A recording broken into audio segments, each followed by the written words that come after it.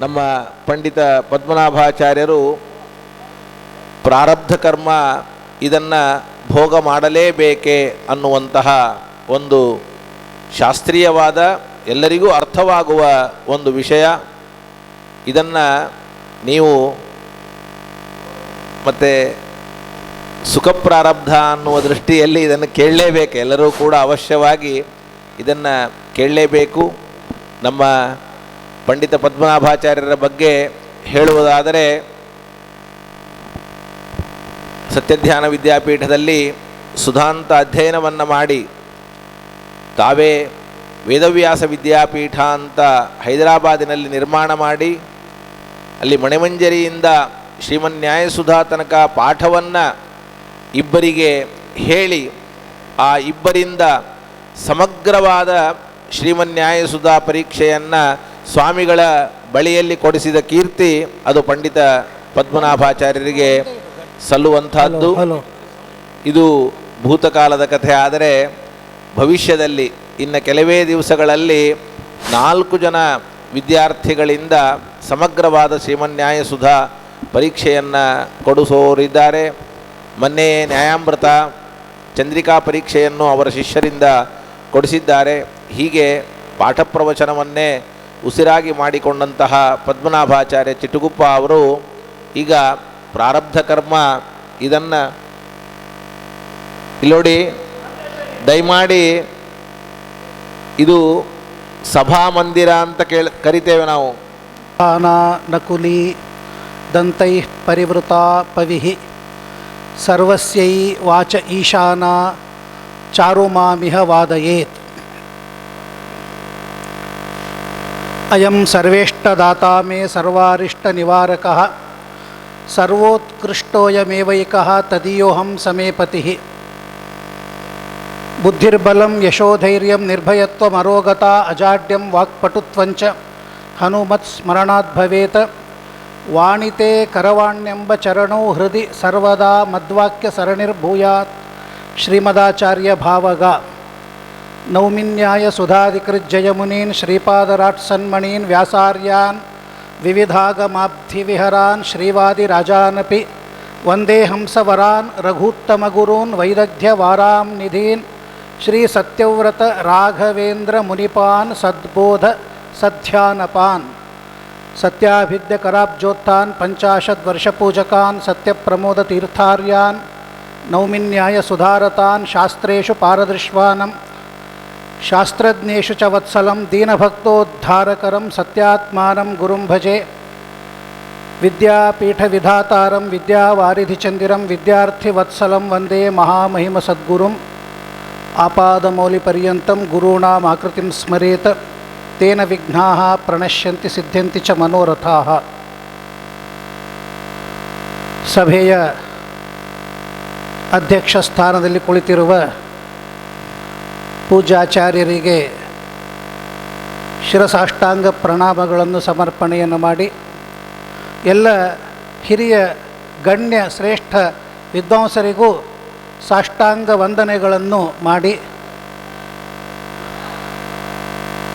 ಅಧಿಕಾರಿ ವರ್ಗಕ್ಕೂ ಕೂಡ ಅಭಿನಂದನೆಯನ್ನು ಸೂಚಿಸ್ತಾ, ನನಗೆ ಕೊಟ್ಟಿರುವ ವಿಷಯ ಪ್ರಾರಬ್ಧ ಕರ್ಮ. ಎಲ್ಲರದು ಪ್ರಾರಬ್ಧ ಕರ್ಮವೇ. ಹೇಳೋದು ನನ್ನ ಪ್ರಾರಬ್ಧ ಕರ್ಮ, ಕೇಳೋದು ನಿಮ್ಮ ಪ್ರಾರಬ್ಧ ಕರ್ಮ. ಭೋಗಿಸಲೇಬೇಕೇ ಅಂತ ಅವರು ಕೊಟ್ಟಿದ್ದಾರೆ.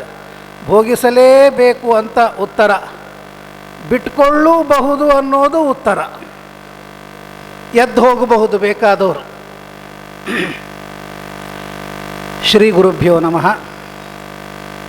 ಇದು ದೊಡ್ಡದಾದ ಶಾಸ್ತ್ರೀಯ ವಿಷಯವೂ ಆಗಿದೆ. ಇವತ್ತು ನಮಗೆ ಅನೇಕ ಲೌಕಿಕರಿಗೆ ಬರುವ ಪ್ರಶ್ನೆಗಳಿಗೂ ಉತ್ತರ ರೂಪವಾಗಿ ಇದೆ ಈ ಪ್ರಾರಬ್ಧ ಕರ್ಮ. ಏನಿದು ಪ್ರಾರಬ್ಧ ಕರ್ಮ ಅಂತಂದಾಗ, ನಾವೇನು ಅನುಭವಿಸ್ತಾ ಇದ್ದೇವೆ ಅದೆಲ್ಲ ಪ್ರಾರಬ್ಧ ಕರ್ಮ. ಒಂದೇ ಒಂದು ಮಾತಿನಲ್ಲಿ ಹೇಳಬೇಕಾದ್ರೆ, ಯಸ್ಯ ಕರ್ಮಣಃ ಫಲಂ ಭೋಕ್ತುಂ ಆರಬ್ಧಂ ತತ್ ಕರ್ಮ ಪ್ರಾರಬ್ಧ ಕರ್ಮ ಅಂತ ಹೇಳಿದ್ದಾರೆ. ನಾವು ಎಂದು ಕರ್ಮ ಮಾಡಿದ್ದೇವೆಯೋ ಗೊತ್ತಿಲ್ಲ, ಯಾವ ಜನ್ಮದಲ್ಲಿ ಮಾಡಿದ್ದೇವೆಯೋ ಯಾವ ಕಾಲದಲ್ಲಿ ಮಾಡಿದ್ದೇವೆಯೋ ಗೊತ್ತಿಲ್ಲ. ಆದರೆ ಆ ಜೀವ ಮಾಡಿರುವ ಕರ್ಮ ಅದರ ಫಲವನ್ನು ಭೋಗಿಸಲು ಪ್ರಾರಂಭವನ್ನು ಮಾಡಿದಾಗ ಅದಕ್ಕೆ ಪ್ರಾರಬ್ಧ ಕರ್ಮ ಅಂತ ಕರೆಯುತ್ತಾರೆ. ಶಾಸ್ತ್ರದಲ್ಲಿ 3 ಕರ್ಮಗಳನ್ನು ಹೇಳಿದ್ದಾರೆ. ಒಂದು ಸಂಚಿತ, ಇನ್ನೊಂದು ಪ್ರಾರಬ್ಧ, ಮತ್ತೊಂದು ಆಗಾಮಿ. ಸಂಚಿತ ಅಂದರೆ ಹಿಂದೆ ಮಾಡಿದ್ದು. ಪ್ರಾರಬ್ಧ ಕರ್ಮನೂ ಹಿಂದೆ ಮಾಡಿದ್ದೆ, ಆದರೆ ಅದರ ಫಲ ಭೋಗಿಸಲಿಕ್ಕೆ ಶುರುವಾದದ್ದರಿಂದಾಗಿ ಅದಕ್ಕೆ ಪ್ರಾರಬ್ಧ ಅಂತ ಹೆಸರು. ಸಂಚಿತ ಕರ್ಮದ ಫಲ ನಾವು ಅನುಭವಿಸಲಿಕ್ಕೆ ಶುರು ಮಾಡಿಲ್ಲ, ಆದ್ದರಿಂದಾಗಿ ಅದನ್ನು ಸಂಚಿತ ಅಂತನ್ನುವ ರಾಶಿಯಲ್ಲಿ ಸೇರಿಸಿದ್ದಾರೆ. ಮುಂದೆ ಮಾಡುವ ಕರ್ಮ ಇದು ಆಗಾಮಿ, ಶಬ್ದವೇ ಹೇಳಿಕೊಡುತ್ತದೆ, ಮುಂದೆ ಬರುವ ಕರ್ಮ. ಇದರ ಬಗ್ಗೆ ನಾವು ತಿಳಿಬೇಕು ಅಂತಂದಾಗ ಇದು ಯಾವಾಗ ಪ್ರಾರಬ್ಧ ಕರ್ಮ ಅಂದಾಗ ಸಾಮಾನ್ಯವಾಗಿ ನಮ್ಮ ಪ್ರಾರಬ್ಧ ಕರ್ಮ ಅಂತ ನಾವು ಅಂತೀವಿ. ಯಾರಿಗೆ ದೇವರ ಸಾಕ್ಷಾತ್ಕಾರವಾಗಿಲ್ಲ ನಾವೆಲ್ಲ ನಮ್ಮ ಪ್ರಾರಬ್ಧ ಕರ್ಮ ಅಂತ ನಾವು ಕರಿತಿರ್ತೀವಿ. ಅಪರೋಕ್ಷ ಜ್ಞಾನಿಗಳಾದ ಚೇತನರು ಯಾರಿದ್ದಾರಲ್ಲ ಅವ್ರದ್ದು ಪ್ರಾರಬ್ಧ ಕರ್ಮ ಅಂತೆ ಕರೀತಾರೆ. ಇಲ್ಲಿ ನಾವು ತಿಳಿಯಬೇಕಾದದ್ದು ಪ್ರಾರಬ್ಧ ಕರ್ಮ ಎಲ್ಲರಿಗೂ ಇದೆ, ಆದರೆ ಶಾಸ್ತ್ರದ ಪ್ರಕಾರ ಒಂದು ಬೌಂಡರಿ, ಒಂದು ಅವಧಿ ಅದನ್ನು ಇಟ್ಟಿದ್ದಾರೆ. ಅದನ್ನಿಟ್ಟುಕೊಂಡು ಶಾಸ್ತ್ರದಲ್ಲಿ ಸಂಚಿತ, ಪ್ರಾರಬ್ಧ, ಆಗಾಮಿ ಅಂತ ಕರೆದಿದ್ದಾರೆ. ಈಗೂ ಅಪರೋಕ್ಷ ಜ್ಞಾನಿಗಳಾಗದೇ ಇರುವ ಸುಜೀವರ, ದುರ್ಜೀವರ ಎಲ್ಲ ಜೀವರಿಗೂ ಪ್ರಾರಬ್ಧ, ಸಂಚಿತ, ಆಗಾಮಿ ಇದ್ದೇ ಇದೆ. ಈ ಇಲ್ಲ ಅಂತ ಹೇಳಲಿಕ್ಕೆ ಬರೋದಿಲ್ಲ. ಯಾಕೆಂದರೆ ನಾವು ಈಗ ನಮ್ಮ ಕರ್ಮದ ಫಲವನ್ನು ಅನುಭವಿಸ್ತಾ ಇದ್ದೇವೆ, ಆದ್ದರಿಂದಾಗಿ ಅದು ಪ್ರಾರಬ್ಧವೇ. ನಾವು ಎಷ್ಟೋ ಕರ್ಮಗಳನ್ನು ಮಾಡೀವಿ, ಅವುಗಳ ಫಲ ನಾವಿನ್ನು ಅನುಭವಿಸಲಿಕ್ಕೆ ಸ್ಟಾರ್ಟ್ ಮಾಡೇ ಇಲ್ಲ.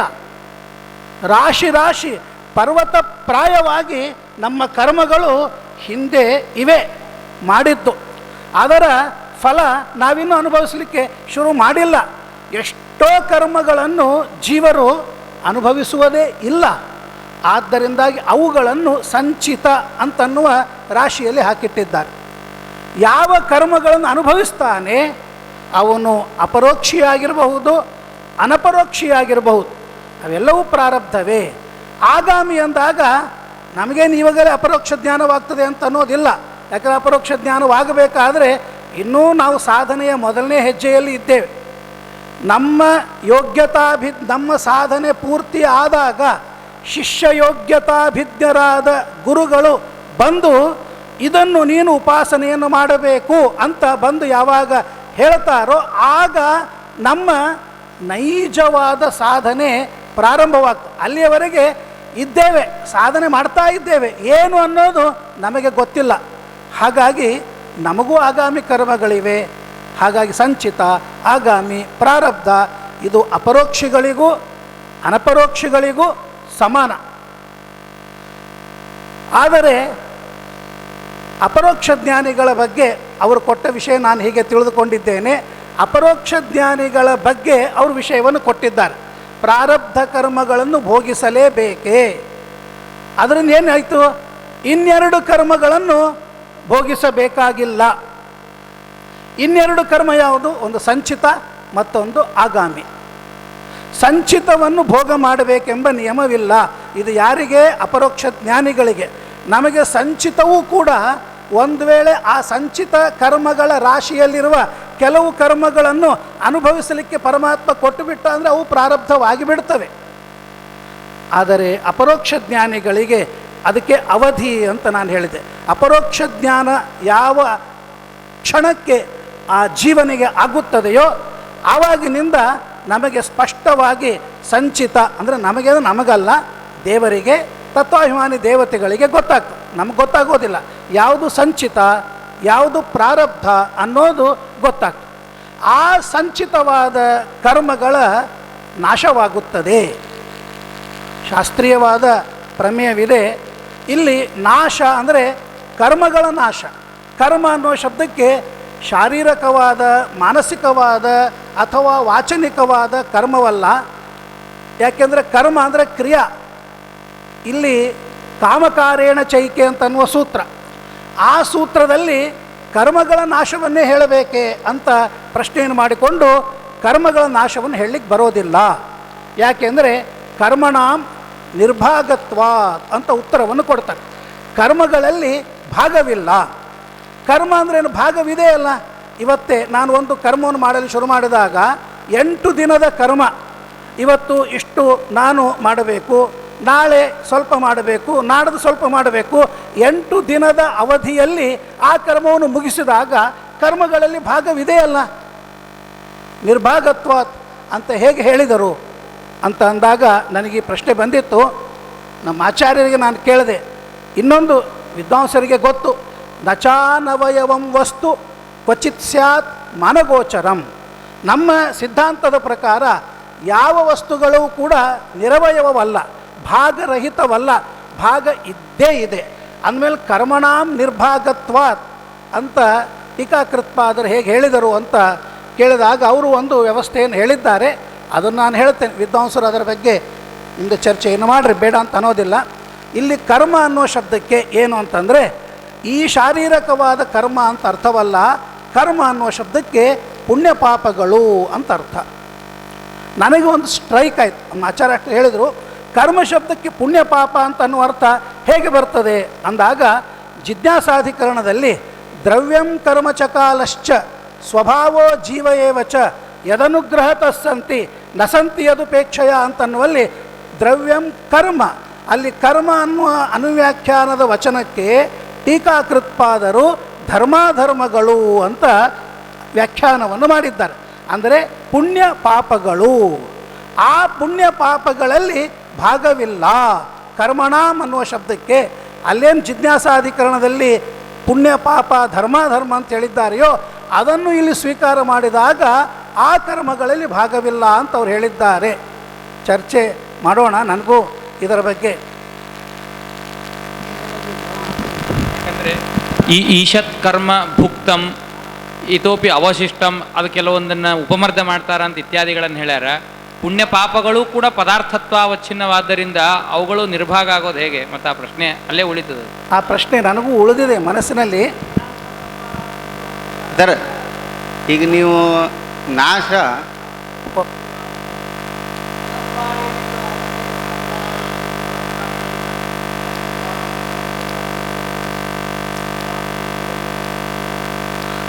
ಇಲ್ಲಿ ಈಗ ಆಚಾರ್ಯರು ಪರೋಕ್ಷ ಜ್ಞಾನದಿಂದ ನಾಶವನ್ನು ಹೇಳ್ತಾ ಇದ್ದಾರೆ. ಅಂತತಃ ಗತ್ವ ಸಿದ್ಧಾಂತ ರೀತಿಯಾಗಿ ಯಾವುದನ್ನು ಸ್ವೀಕಾರ ಮಾಡಬೇಕು?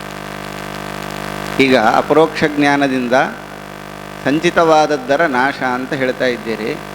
ಅಂತತೋ ಗತ್ವ ಯಾವುದು ನಾಶ ಪ್ರತಿಯೋಗಿ? ಒಬ್ಬ ವ್ಯಾಖ್ಯಾನಕಾರರು ಒಂದು ಅರ್ಥವನ್ನು ಬರೆದಿದ್ದಾರೆ, ಅದನ್ನು ಹೇಳ್ತೇನೆ. ಏನು ಅಂದರೆ ಶುಭಾಶುಭ ಫಲಾಪಾದಕವಾಗಿರುವ ಏನು ಪುಣ್ಯಾದಿ ಕ್ರಿಯ, ಶುಭ ಫಲಾಪಾದಕವಾದ ಪುಣ್ಯಕ್ರಿಯ, ಅಶುಭ ಫಲಾಪಾದಕವಾಗಿರುವ ಪಾಪಕ್ರಿಯ, ತಜ್ಜನಿತವಾದ ಅಂತಃಕರಣ ಪರಿಣಾಮ ಅಂತನ್ನುವುದು ಅದೇ ಒಂದು ಅಪೂರ್ವ ಅಂತ ಬರೆದಾರೆ ವ್ಯಾಖ್ಯಾನ. ಅಲ್ಲ, ಅಂದ್ರೆ ಅದು ಪುಣ್ಯ ಪಾಪ ಅಂತಲೇ ಆಯಿತು. ಅದೇ ಪುಣ್ಯ ಪಾಪ ಅಂತ ಅರ್ಥ. ಅಂದರೆ ಈಗ ನೀವು ಕರ್ಮಣಾಂ ನಿರ್ಭಾಗತ್ವಾತ್ ಅಂತ ಹೇಳಿ ಕರ್ಮಕ್ಕೆ ನಾಶ ಇಲ್ಲ ಅಂತ ಹೇಳಬೇಕಾದ್ರೆ ಈ ಹೇತುವನ್ನು ಕೊಡ್ಲಿಕ್ಕಿದ್ದೀರಿ. ಭಾಗಗಳು ನಾಶವಾದವು ಅಂತೆ ಬಂತಲ್ಲ ಅಂತ ನಿಮ್ಮ ಅಲ್ಲ, ಅಂದ್ರೆ ಆ ಕರ್ಮ ಶಬ್ದದಿಂದ ನಮಗೆ ತ್ಯಾಜ್ಯವಾದಂತಹ ಕರ್ಮವನ್ನು ಸ್ವೀಕಾರ ಮಾಡಬೇಕು. ಪುಣ್ಯ ಸಿದ್ಧಾಂತ ರೀತಿಯಾದ ಕರ್ಮವನ್ನು ಅಲ್ಲಿ ಇಟ್ಕೋಬಾರ್ದು. ಯಾವ ಕರ್ಮವನ್ನು ತೆಗೆದುಕೊಂಡ್ರೆ ಆ ಕರ್ಮ ತೆಗೆದುಕೊಳ್ಳಿಕ್ಕೆ ಬರೋದಿಲ್ಲ. ಯಾಕೆಂದರೆ ನಿರ್ಭಾಗತ್ವಾತ್ ಅಂತ ಹೇಳಿ ಬೇರೆ ಅದನ್ನು ಹೇಳಬೇಕಾಗದಲ್ವಾ? ಎಲ್ಲ ಕರ್ಮಗಳಲ್ಲಿಯೂ ಭಾಗವಿರುವಾಗ ನಿರ್ಭಾಗತ್ವಾತ್ ಅನ್ನೋದಕ್ಕೆ ನೀವು ಅದನ್ನು ಕರ್ಮ ಅನ್ನೋ ಶಬ್ದಕ್ಕೆ ಕ್ರಿಯಾರೂಪವಾದದ್ದನ್ನು ತೆಗೆದುಕೊಳ್ಳಿಕ್ಕೆ ಬರಂಗಿಲ್ಲ. ಯಾಕೆ? ನಿರ್ಭಾಗತ್ವಾತ್ ಅಂತ ಹೇಳಿದರು ಟೀಕಾರ್ಯರು. ಹಾಗಾದರೆ ಪುಣ್ಯ ಪಾಪವನ್ನು ತೆಗೆದುಕೊಳ್ಳಿಕ್ಕೆ ಬರುತ್ತಾ ಅಂದರೆ ಅವಾಗ ನಿರ್ಭಾಗತ್ವಾತ್ ಅನ್ನೋ ಹೇತು ಕೂಡೋದಿಲ್ಲ. ಅವುಗಳಲ್ಲಿ ಭಾಗಗಳವಂತ ಅದಕ್ಕೆ ಹೇಳೋದು, ಅದ್ರ ಬಗ್ಗೆ ಚರ್ಚೆ ಮಾಡಬೇಕು ಅಂತ ನಾನು ಇಲ್ಲಿ ಅಪೂರ್ವ. ಹಾಗಾದರೆ ಟೀಕಾರ್ಯರು ಕೊನೆಗೆ ಏನು ಸಿದ್ಧಾಂತ ಮಾಡಿದರು?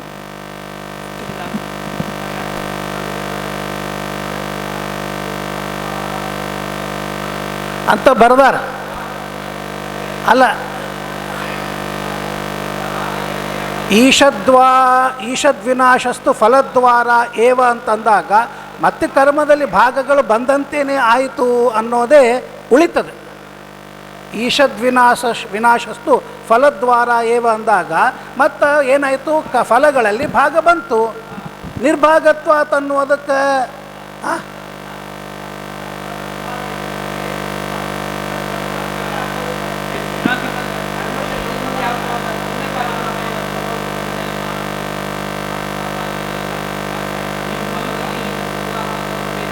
ಆಚಾರ್ಯರ ಈ ವಾಕ್ಯವನ್ನು ಇಟ್ಟುಕೊಂಡು ಪ್ರಾಗಭಾವದಲ್ಲಿ, ರೂಪದಲ್ಲಿ ಎಲ್ಲ ಕಡೆಗೂ ಅವಯವಗಳನ್ನು ಒಪ್ಪ್ಯಾರ. ಅಂದ ಮೇಲೆ ಅಲ್ಲಿ ಅನಾದಿಯಾದದ್ದಕ್ಕೆ ಹೇಗೆ ಅಂದರೆ ಸ್ವರೂಪಧ್ವಂಸವನ್ನೇ ಒಪ್ತೀವಿ, ಅನಾದಿಯಾದದ್ದಕ್ಕೂ ಅಂಶವನ್ನ ಅವಯವವನ್ನು ಒಪ್ತೀವಿ ಅಂತ ಹೇಳುವಂಥವ್ರು ನಾವು. ಕ್ರಿಯಾಕ್ಕೆ ಒಪ್ಪಲಿಕ್ಕೆ ಏನು ತೊಂದರೆ ಇಲ್ಲ.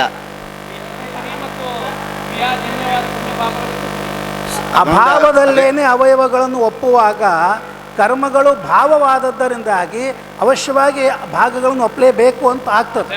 ಶ್ರೀನಿವಾಸ ತೀರ್ಥಾಚಾರ್ಯ, ನೀವು ಹೇಳೋದು ಒಂದು ಅಂಶ ಫಲದಲ್ಲಿ ಏಕಾಂಶ ಭೋಗವಾಗ್ಯದ, ಫಲದಲ್ಲಿ ಏಕಾಂಶ ಭೋಗವಾಗಿಲ್ಲ ಅಂದ್ರೆ ಅರ್ಥ ಏನು?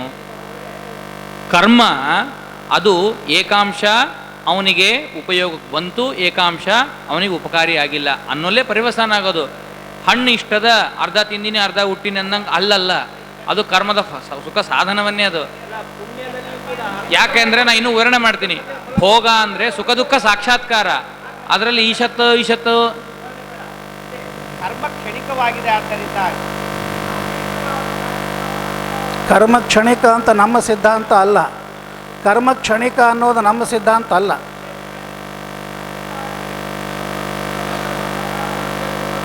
ಅನಿತ್ಯ ಆಗ್ಯದ, ಕ್ಷಣಿಕ ಅಲ್ಲ. ಅವ್ರು ಹೇಳೋ ಕರ್ಮ ಕ್ಷಣಿಕ ಅಲ್ಲ ಅಂದ್ರೆ ಬೌದ್ಧರು ಹೇಳುವಂತ ಕ್ಷಣಿಕ ಅಲ್ಲ, ಅನಿತ್ಯ. ಈಗಾಗತ್ತೆ ಪುಣ್ಯ ಪಾಪ ರೂಪವಾದ ಕರ್ಮ ಏನಿದೆ ಅದು ಸ್ಥಾಯಿನೇ, ಅಂದ್ರೆ ಫಲದಿಂದ ನಾಶ ಅಷ್ಟೇ.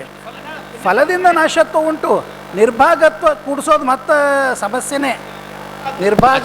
ಫಲ ಅನ್ನೋ ಶಬ್ದಕ್ಕೆ ಸುಖ ದುಃಖ ಸಾಕ್ಷಾತ್ಕಾರ ಅಂತ ಇಟ್ಕೊಂಡು ಮಾತಾಡ್ತಾ ಇರೋದು. ನೀವು ಫಲ ಅನ್ನೋ ಶಬ್ದಕ್ಕೆ ಅಲ್ಲಿ ವ್ಯಾಖ್ಯಾನ ಮಾಡಿರೋದು ಹಾಗೆ. ಪುಣ್ಯ ಪಾಪ ರೂಪವಾದ ತಗೊಂಡ್ಕೊಂಡ್ರೆ ಅಲ್ಲಿ ಭಾಗ ಇದ್ದೇ ಇದೆ ಅಲ್ಲಿ.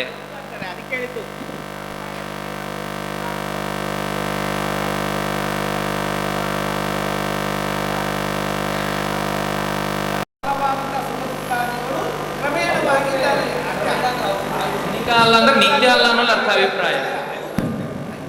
ಅಲ್ಲಿ ಕರ್ಮಣ ನಿರ್ಭಾಗತ್ವ ಅನ್ನೋ ವಾಕ್ಯ ಹೊರಟಿದ್ದು ಅಪರೋಕ್ಷ ಜ್ಞಾನದಿಂದ ಯಾವುದು ನಾಶ ಆಗಬೇಕಾಗಿದೆ ಅನ್ನೋ ಪ್ರಶ್ನೆ ಇಟ್ಕೊಂಡು ಹೊರಟಾರ. ಕರ್ಮಗಳು ಸ್ವತಃ ಅನಿತ್ಯವಾಗಿರೋದರಿಂದ ಅವು ಅಪರೋಕ್ಷ ಜ್ಞಾನದ ತನಕ ಇರೋ ಅವಶ್ಯಕತೆನೇ ಇಲ್ಲ.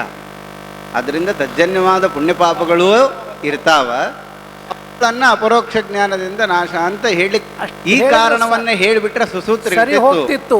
ಆದರೆ ಟೀಕಾರಾಯರು ಯಾಕೆ ನಿರ್ಭಾಗತ್ವಾದ ಅದು ಹಾಗೆ ಹೇಳ್ಬೇಕು. ಸೂತ್ರದಲ್ಲಿ ಭೋಗೇನತು ಇತರೆ ಕ್ಷಪಯಿತ್ವ ಅಂತ ಅನ್ಬೇಕಾದಾಗ ಅಲ್ಲಿ ಯಾವ್ದು ಇತರೆ ಅಂದ್ರೆ ಅದಕ್ಕಾಗಿ ದೇಶಗಳದ್ದೇ ಇರ್ಕೊಳ್ಳಿ, ಅದು ಪುಣ್ಯ ಪಾಪಗಳೇ ಅಲ್ಲಿ, ಹೊರತು ಕ್ಷಣಿಕವಾದ ಕರ್ಮಗಳಲ್ಲ. ಸಜ್ಜನಿವರೆಗೂ ಅಲ್ಲಿ ಪುಣ್ಯ ಪಾಪಗಳನ್ನೇ ತಗೋಬೇಕು. ಇತರೆ ಸ್ವಯಂ ಪ್ರಕಾರರು ತದಧಿಗಮ ಉತ್ತರ ಪೂರ್ವ ಅಘಯೋ ಅಶ್ಲೇಷ ವಿನಾಶ ಅಘ ಶಬ್ದವನ್ನೇ ಆಡಿದ್ದಾರೆ. ಅಲ್ಲ, ಕರ್ಮ ಶಬ್ದಕ್ಕೆ ಇಲ್ಲಿ ಪುಣ್ಯ ಪಾಪಗಳು ಅನ್ನೋದು ಸ್ವಯಂ ಸೂತ್ರಕಾರರಿಗೆ ಸಮ್ಮತ ಅಂತ ಇದಲ್ಲ.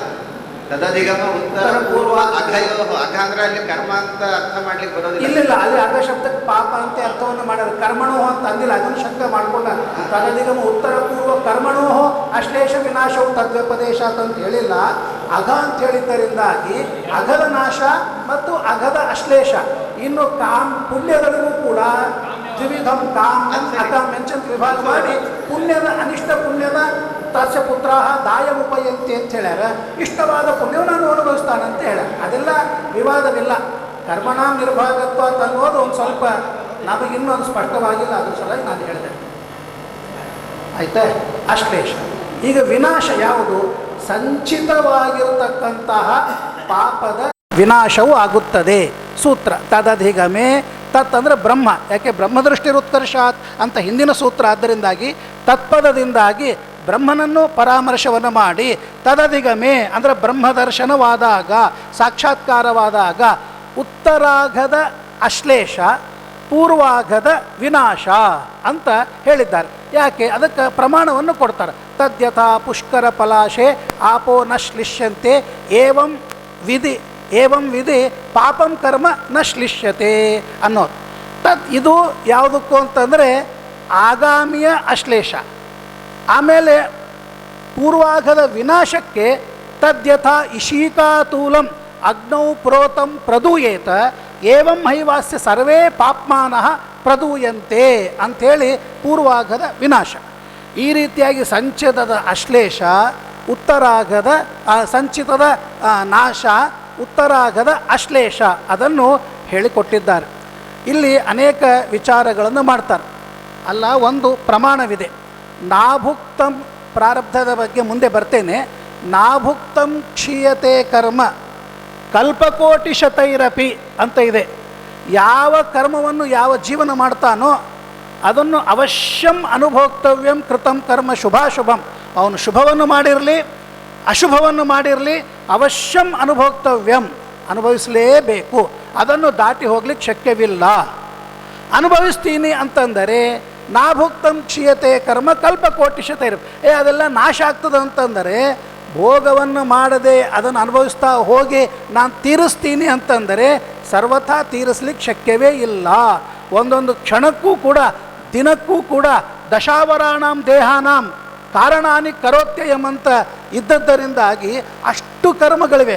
10 ಹೆಜ್ಜೆ ಮುಂದೆ ಹೋಗ್ತಾನೆ, 1 ಹೆಜ್ಜೆ ಹಿಂದಿಡ್ತಾನೆ, ಮತ್ತು 10 ಹೆಜ್ಜೆ ಮುಂದೆ ಹೋಗ್ತಾನೆ, ಇನ್ನೊಂದು ಹೆಜ್ಜೆ ಹಿಂದಿಡ್ತಾನೆ. ಹಾಗಾಗಿ ಯಾವ ಕರ್ಮವನ್ನು ಕೂಡ ಪೂರ್ಣವಾಗಿ ಭೋಗ ಮಾಡಲು ಶಕ್ಯವಿಲ್ಲ.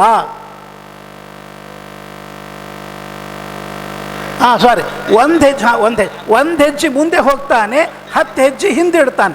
ಅದರ ಮುಂದೆ ಮತ್ತೆ ಮುಂದಿನ ಜನ್ಮ 1 ಹೆಜ್ಜೆ ಮುಂದೆ ಹೋಗ್ತಾನೆ, 10 ಹೆಜ್ಜೆ. ಅಂದರೆ ಇಲ್ಲಿ ಹಿಂದಿಂದು 9, ಇದು 10, 29 ಆಯಿತು, ಮತ್ತೆ 10, 39 ಆಯಿತು, ಹೀಗೆ 38 ಆಯಿತು. ಹೀಗೆ ಬೆಳೀತಾ ಬೆಳೀತಾ ಬೆಳೀತಾ ಹೋಗ್ತದೆ. ಅಭಿಪ್ರಾಯವೇನು ಅಂದರೆ ಯಾವುದನ್ನು ಕೂಡ ಭೋಗ ಮಾಡಲಿಕ್ಕೆ ಶಕ್ಯವಿಲ್ಲ. ಹಾಗಾದರೆ ಏನು ವ್ಯವಸ್ಥೆ? ಅದಕ್ಕಾಗಿಯೇ ಈ ಅವಧಿಯನ್ನಿಟ್ಟರು. ತದಧಿಗಮೇ ಉತ್ತರ ಪೂರ್ವಾಘಯೋ ಅಶ್ಲೇಷ ವಿನಾಶವು. ಹಾಗಾದರೆ ಅವಶ್ಯಂ ಅನುಭೋಕ್ತವ್ಯಂ ಕೃತಂ ಕರ್ಮ ಶುಭಾಶುಭಂ ನಾಭುಕ್ತಂ ಕ್ಷೀಯತೆ ಕರ್ಮ ಕಲ್ಪಕೋಟಿ ಶತೈರಪಿ ಅಂತನ್ನುವ ಸ್ಮೃತಿಗೆ ಅರ್ಥವೇನು ಅಂತ ಕೇಳಿದಾಗ ಅದರ ಕ್ಷಯ ಅನ್ನೋದಿದೆ. ಪ್ರಾಯಶ್ಚಿತ್ತವನ್ನು ಮಾಡಿಕೊಳ್ಳುವುದರಿಂದಾಗಿ ಕ್ಷಯವಿದೆ. ಈಗೂ ಅಪರೋಕ್ಷ ಜ್ಞಾನಿಗಳಾಗದೇ ಇದ್ದವರು ಕೂಡ ಅಪರೋಕ್ಷ ಜ್ಞಾನ ಆದಮೇಲಂತೂ ಕಿಂಚಿತ್ ಭುಕ್ತಸ್ಯ ಸಂವಿಧ ಉಪಮರ್ದ ಇಹ ಪ್ರೋಕ್ತ ಅಂತ ಮುಂದೆ ಹೇಳೋರಿದ್ದಾರೆ. ಅಪರೋಕ್ಷ ಜ್ಞಾನ ಆಗುವುದಕ್ಕಿಂತ ಪೂರ್ವದಲ್ಲಿ ಈಗ ನಾವೆಷ್ಟೋ ತಪ್ಪುಗಳನ್ನು ಮಾಡಿದ್ದೇವೆ, ಎಲ್ಲವನ್ನು ಅನುಭವಿಸ್ತೇವೆಯಾ? ಇಲ್ಲ. ಅದಕ್ಕಾಗಿ ಪ್ರಾಯಶ್ಚಿತ್ತವನ್ನು ಮಾಡಿಕೊಳ್ಳುತ್ತೇವೆ. ಹೋಮ ಹವನಾದಿಗಳು ಅಥವಾ ತೀರ್ಥಯಾತ್ರಾದಿಗಳು, ದಾನ ಧರ್ಮಾದಿಗಳು, ಅಥವಾ ವಿಷ್ಣು ವೈಷ್ಣವ ಶ್ರೀಮದಾಚಾರ್ಯ ಒಂದು ಮಾತನ್ನು ಹೇಳ್ತಾರೆ ತಾತ್ಪರ್ಯ ನಿರ್ಣಯದಲ್ಲಿ. ದೊಡ್ಡವರ ಹತ್ರ ಹೋಗಿ ನಾವು ನಮ್ಮ ತಪ್ಪನ್ನು ಹೇಳಿಕೊಂಡಾಗ, ಕನ್ಫೆಸ್ ಅಂತಾರೆ ಇಂಗ್ಲೀಷ್ನಲ್ಲಿ, ಅದನ್ನು ನಾವು ಕನ್ಫೆಸ್ ಹೇಳಿಕೊಂಡಾಗ ಅವರು ಆಯ್ತಪ್ಪ ನೀನು ಕೇಳ್ಕೊಂಡಿಯಲ್ಲ, ನಿನ್ನ ದೇವರು ಒಳ್ಳೇದು ಮಾಡ್ತಾನೆ, ಕಡಿಮೆ ಮಾಡ್ತಾನೆ ಅಂತ ದೊಡ್ಡವರು ನಮಗೆ ಹೇಳಿದರೆ ವಿಷ್ಣು ವೈಷ್ಣವ ವಾಕ್ಯೇನ ಹಾನಿ ಪಾಪಸ್ಯ ಕರ್ಮಣಃ. ನಮ್ಮ ತಪ್ಪುಗಳೇನಾದರೂ ಇದ್ದರೆ ಅವುಗಳನ್ನು ಹೋಗಿ ನಾವು ದೊಡ್ಡವರ ಮುಂದೆ ಹೇಳಿಕೊಂಡಾಗ ಅವರು ಅಯ್ಯೋ ಇವನು ತಪ್ಪು ಮಾಡಿದ್ದೇನೆ ಅಂತ ಒಪ್ಪಿಕೊಂಡಿದ್ದಾನೆ, ಆದ್ದರಿಂದಾಗಿ ಭಗವಂತ ಇವನ ತಪ್ಪುಗಳನ್ನು ಪಾಪಗಳನ್ನು ಕಡಿಮೆ ಮಾಡುವಂತ ಹೇಳಿದಾಗ ಈ ತರಹದ ಪ್ರಾಯಶ್ಚಿತ್ತಗಳು ಈಗಲೂ ಕೂಡ ನಾವು ಮಾಡಿಕೊಂಡಾಗ ಕರ್ಮಗಳ ನಾಶವು, ಫಲದ ನಾಶವು ಆಗುತ್ತದೆ. ಆದ್ದರಿಂದಾಗಿ ನಾಭುಕ್ತಂ ಕ್ಷೀಯತೆ ಕರ್ಮ ಕಲ್ಪಕೋಟಿ ಶತೈರಪಿ ಅನ್ನುವ ಸ್ಮೃತಿಗೆ ಸಾವಕಾಶವನ್ನು ಮಾಡಲಿಕ್ಕೆ ಬರ್ತದೆ. ಅಂದರೆ ಅವಶ್ಯವಾಗಿ ಅನುಭವಿಸಲೇಬೇಕು ಅಂತನ್ನೋದಿದೆ, ಇದು ನಿಯಮ. ಆದರೆ ಇದು ನಿತ್ಯ ನಿಯಮವಲ್ಲ, ಶಾಪವಾದ ನಿಯಮ, ಪ್ರಾರಬ್ಧ ಕರ್ಮ ವಿಷಯಕವೇ. ಹಾಗಾಗಿ ಅಪವಾದ ಇದ್ದದ್ದರಿಂದಾಗಿ ಪ್ರಾಯಶ್ಚಿತ್ತಾದಿಗಳಿಂದ, ಬ್ರಾಹ್ಮಣರ ವಚನಾದಿಗಳಿಂದ ಇತ್ಯಾದಿಗಳಿಂದ, ಪೌಮಾನ ಹೋಮ ಇತ್ಯಾದಿಗಳೆಲ್ಲ ಈಗ ನಾವು ಮಾಡಿಕೊಳ್ಳುತ್ತೇವೆ ಅಂತ ಅದನ್ನು ವ್ಯವಸ್ಥೆಯನ್ನು ಮಾಡಿ ಪ್ರಾಯಶ್ಚಿತ್ತ ವಿಧಿಗಳು ಸಾರ್ಥಕವಾಗುತ್ತವೆ. ಇಲ್ಲ ಅಂದರೆ ಇವತ್ತು ಧರ್ಮಶಾಸ್ತ್ರದಲ್ಲಿ ಸಾವಿರಾರು ಪ್ರಾಯಶ್ಚಿತ್ತ ವಿಧಿಗಳನ್ನೆಲ್ಲ ಹೇಳಿದ್ದು ವ್ಯರ್ಥವಾಗಬೇಕಾಗ್ತದೆ. ಆದ್ದರಿಂದಾಗಿ ಪ್ರಾಯಶ್ಚಿತ್ತ ವಿಧಿ ಇದ್ದದ್ದರಿಂದಾಗಿ ಪ್ರಾರಬ್ಧ ಕರ್ಮಗಳ ಒಂದು ಉಪಮರ್ದ ಅನ್ನೋದು ಇಲ್ಲೂ ಆಗತ್ತೆ. ಆದರೆ ಉಪಮರ್ದ ಶಬ್ದವನ್ನು ಆಡಿಲ್ಲ, ಪ್ರಾಯಶ್ಚಿತ್ತದ ಪ್ರಾರಬ್ಧ ಕರ್ಮಗಳು ತೀರಿ ಹೋಗುತ್ತವೆ ಅಂತ ಇಷ್ಟು ಹೇಳಿದರು. ಈ ಸೂತ್ರದಲ್ಲಿ ಏನು ಹೇಳಿದರು? ಸಂಚಿತದ ನಾಶ ಆಗಾಮಿಯ ಅಲೇಪ. ಹಾಗಾದರೆ ಉಳಿದದ್ದು ಯಾವುದು? ನಮಗೆ ನೇರವಾಗಿ ಇವತ್ತು ಬೇಕಾದ ವಿಷಯ ಪ್ರಾರಬ್ಧ ಕರ್ಮ. ಅದರ ಬಗ್ಗೆ ಆ ಸೂತ್ರದಲ್ಲಿ ಏನು ಮಾತನಾಡಲಿಲ್ಲ ವೇದವ್ಯಾಸದೇವರು. ಮುಂದೆ ಒಂದು ಸೂತ್ರವನ್ನು ಹೇಳ್ತಾರೆ, ಅನಾರಬ್ಧ ಕಾರ್ಯೇ ಏವತು ಪೂರ್ವೇ ತದವಧೇಹೇ. ಏನದರ ಅರ್ಥ? ಅನಾರಬ್ಧ ಕಾರ್ಯ, ಆರಬ್ಧ ಕಾರ್ಯವಾಗದೇ ಇರುವ, ಅಂದರೆ ಆರಬ್ಧ ಕಾರ್ಯದಿಂದ ಭಿನ್ನವಾದ ಸಂಚಿತ ಮತ್ತು ಆಗಾಮಿಗಳು, ಅವುಗಳಿಗೆ ನಾಶ ಅಶ್ಲೇಷ. ಪೂರ್ವೇ ಅಂದರೆ ಪ್ರಾಚೀನವಾದದ್ದು, ತದವಧೇಹೇ ಅಂದರೆ ಅವು ನಾಶವಾಗುತ್ತವೆ, ಒಂದು ಮಾತ್ರ ಉಳಿಯುತ್ತದೆ. ಯಾವುದು ಅಂತಂದರೆ ಪ್ರಾರಬ್ಧ. ಇಲ್ಲಿ ಒಂದು ಶ್ರುತಿಯನ್ನು ಶ್ರೀಮದಾಚಾರ್ಯ ಕೊಡ್ತಾರೆ. ಏನಂದರೆ ಯಾವುದು ಅಂದರೆ ಪ್ರಾರಬ್ಧ ಕರ್ಮ. ಅದು ಎಲ್ಲಿಯವರೆಗೆ? ತಸ್ಯ ತಾವದೇವ ಚಿರಂ ಯಾವನ್ನ ವಿಮೋಕ್ಷೆ ಅಥ ಸಂಪತ್ಸ್ಯತೆ. ವಿಮೋಕ್ಷ ಅಂದರೆ ವಿಮೋಕ್ಷೇತ ಅಂತ ಅದನ್ನು ಟೀಕಾರ್ಯರು ವ್ಯಾಖ್ಯಾನವನ್ನು ಮಾಡಿದ್ದಾರೆ. ಅಪರೋಕ್ಷ ಜ್ಞಾನ ಆದ ಮೇಲೆ ಸಂಚಿತ ಲೇಪ ಇಲ್ಲ, ಸಂಚಿತ ನಾಶವಾಯಿತು, ಆಗಾಮಿ ಲೇಪವಿಲ್ಲ. ಹಾಗಾದರೆ ಮುಂದೆ ಎಷ್ಟು ದಿವಸ ಇರ್ತಾನೆ? ಅಪರೋಕ್ಷ ಜ್ಞಾನ ಆದ ಜನ್ಮದಲ್ಲೇನೆ ಅವನಿಗೆ ಮೋಕ್ಷವಾಗುತ್ತದೆಯಾ? ಆಗುವುದಿಲ್ಲ. ಯಾಕೆ ಅಂದರೆ ಬ್ರಹ್ಮದೇವರಿಗೆ ಅಪರೋಕ್ಷ ಜ್ಞಾನ ಆದ ಮೇಲೆ 100 ಜನ್ಮ ಅವರಿದ್ದಾರೆ, 50 ಜನ್ಮ ಇರುವ ದೇವತೆಗಳಿದ್ದಾರೆ, 20 ಜನ್ಮ ಇರುವ ದೇವತೆಗಳಿದ್ದಾರೆ, 10 ಜನ್ಮ ಇರುವ ದೇವತೆಗಳು ಇದ್ದಾರೆ. ಮನುಷ್ಯರಿಗೆ ಅಪರೋಕ್ಷ ಜ್ಞಾನ ಆದ ಜನ್ಮದಲ್ಲೇನೇ ಇಲ್ಲ. ಅವರಿಗೆ ಈ ಕಲ್ಪದೊಳಗೆ ಅವರ ಪ್ರಾರಬ್ಧ ತೀರುತ್ತದೆ, ಅವರಿಗೆ ಮೋಕ್ಷವಾಗುತ್ತದೆ ಅಂತ ಹೇಳಿದ್ದಾರೆ. ಹಾಗಾಗಿ ಅಪರೋಕ್ಷ ಜ್ಞಾನದಲ್ಲಿ ಆದ ಜನ್ಮದಲ್ಲಿ ಯಾರಿಗೂ ಕೂಡ ಮೋಕ್ಷವು ಆಗುವುದಿಲ್ಲ. ತದವಧೇಹೇ ಅಂದ್ರೇನರ್ಥ? ಅಪರೋಕ್ಷ ಜ್ಞಾನ ಅವಧಿ, ಅದು ಸಮಾಪ್ತಿಯಾಗುವವರೆಗೆ. ಅಥ ಸಂಪತ್ಸತೆ, ಯಾವಾಗ ಅವನಿಗೆ ಅಪರೋಕ್ಷ ಜ್ಞಾನವಾದ ಮೇಲೆ ಪ್ರಾರಬ್ಧ ತೀರುತ್ತದೆಯೋ ಆಮೇಲೆ ಒಂದು ಸ್ವಲ್ಪ ಕಾಲವೂ ಕೂಡ ಅವನು ಉಳಿಯೋದಿಲ್ಲ. ಪ್ರಾರಬ್ಧ ಎಲ್ಲಿಯವರೆಗೆ ಇರ್ತದೆ? ಇನ್ನು ಅದರ ಬಗ್ಗೆ ವಿಚಾರವನ್ನು ಮಾಡಬೇಕು. ಪ್ರಾರಬ್ಧ ಕರ್ಮ ಎಲ್ಲಿಯವರೆಗೆ ಇರ್ತದೆ? ಒಬ್ಬೊಬ್ಬರಿಗೆ ಒಂದೊಂದು. ಅಲ್ಲ, ಹಿಂದಿನ ಸೂತ್ರದಲ್ಲಿ ಅದು ಸ್ಪಷ್ಟ ಹೇಳಿಯಾಗಿದೆ, ಮತ್ತ್ಯಾಕೆ ಮುಂದಿನ ಸೂತ್ರ ಹೇಳಬೇಕು ಅಂತ. ತದದೇಮ ಉತ್ತರ ಪೂರ್ವಾಗಯೋ ಅಂತಾನೆ ಸ್ಪಷ್ಟ ಮಾಡಿದ್ದಾರೆ. ಮತ್ತು ಅನಾರಬ್ಧ ಕಾರ್ಯ ಏವ ತದೇವದೆ ಅಂತ ಇನ್ನೊಂದು ಸೂತ್ರ ಮಾಡಲಿ. ಅಲ್ಲಿ ಅಘದ ಬಗ್ಗೆ ಹೇಳಿದರು. ತದಧಿಗಮೆ ಉತ್ತರ ಪೂರ್ವಾಗಯೋ ರಶ್ಲೇಷ ವಿನಾಶವು ಅಂತ ಹೇಳಿದರು.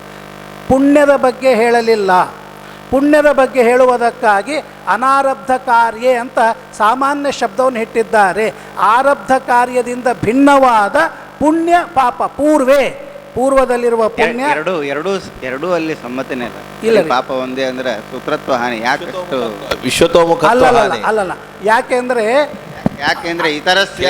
ಇತರಸ್ಯಾಪೇವಂ ಅಲ್ಲಿ ಎರಡೂ ತಗೊಂಡಾರ ಅಂದ ಮೇಲೆ ಅಲ್ಲಿ ಹೆಂಗೆ ಎರಡೂ ತಗೊಂಡಿರೋ ಇತರಸ್ಯಾಪೇವಂ ಅಸಂಶ್ಲೇಷ ಪಾತೇತು ಅನ್ನುವಲ್ಲಿ ತಾಮಸರ ಬಗ್ಗೆ ಇತರಸ್ಯ ಅಂದರೆ ಅವನಿಂದ ಇತರವಾಗಿರತಕ್ಕಂತಹ ಪುಣ್ಯ ಪಾಪಸ್ಯ ಪಾತೆ ತು ಅನುತ್ಥಾನ ಶಬ್ದ, ಅನುತ್ಥಾನವಾಚಿ ತು ಶಬ್ದ ಅಂತ ಹೇಳ್ಯಾರ.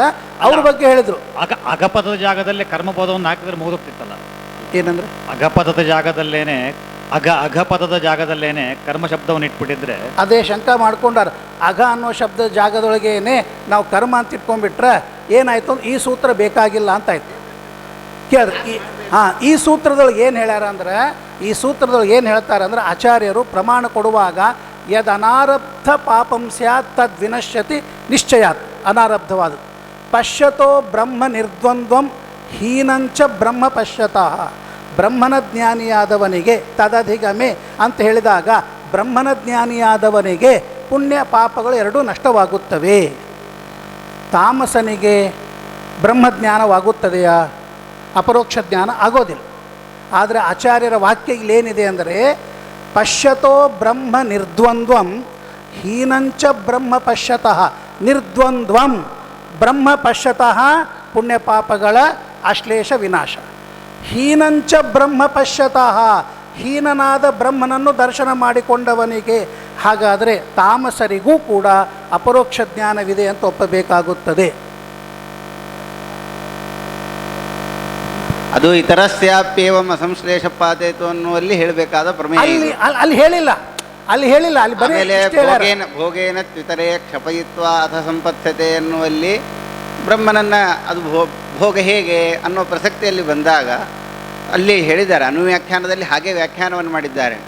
ಬ್ರಹ್ಮದ್ವಿಟ್ ಬ್ರಹ್ಮದರ್ಶಿ ಚ ಅನ್ನುವಲ್ಲಿ ತಮೋ ಮೋಕ್ಷವು ಅವಾಪ್ನುತಃ ಅಲ್ಲಿ ಈ ಭೋಗೇನತ್ತಿದರೆ ಅಲ್ಲ ಅನಾರಬ್ಧ- ಭೋಗೇನತ್ತಿದರೆ ಕ್ಷಪ ಅಥ ಸಂಪತ್ಸತೆ ಅನ್ನೋ ಸೂತ್ರ ವ್ಯಾಖ್ಯಾನ ಸಂದರ್ಭದಲ್ಲಿ ಅಲ್ಲಿ ಮಾಡಿದ್ದಾರೆ. ಹೌದು. ಆಮೇಲೆ ಇಲ್ಲಿ ಅನಾರಬ್ಧ ಕಾರ್ಯವ ಇಲ್ಲೇನು ಮಾಡಿದ್ದಾರೆ? ಮತ್ತದು ಅಲ್ಲಲ್ಲ, ಇಲ್ಲೇನು ಮಾಡಿದ್ದಾರೆ?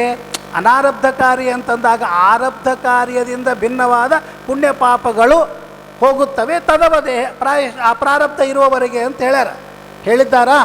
ಆಯಿತು. ಅದಾದ ಮೇಲೆ ತಸ್ಯ ತಾವದೇವ ಚಿರಂ ಯಾವನ್ನ ವಿಮೋಕ್ಷೆ ಅಥ ಸಂಪತ್ಸತೆ ಅಂತನ್ನೋ ಈ ನಿಯಮವನ್ನು ಮಾಡಿದರು. ಇವರಿಗೆ ಅಪರೋಕ್ಷ ಜ್ಞಾನ ಇದೆಯೋ ಇಲ್ಲವೋ ಅನ್ನೋದು ಬರಲಿಲ್ವಲ್ಲ? ಅಲ್ಲೇ ಬಂತಲ್ಲ, ಎಲ್ಲಿ?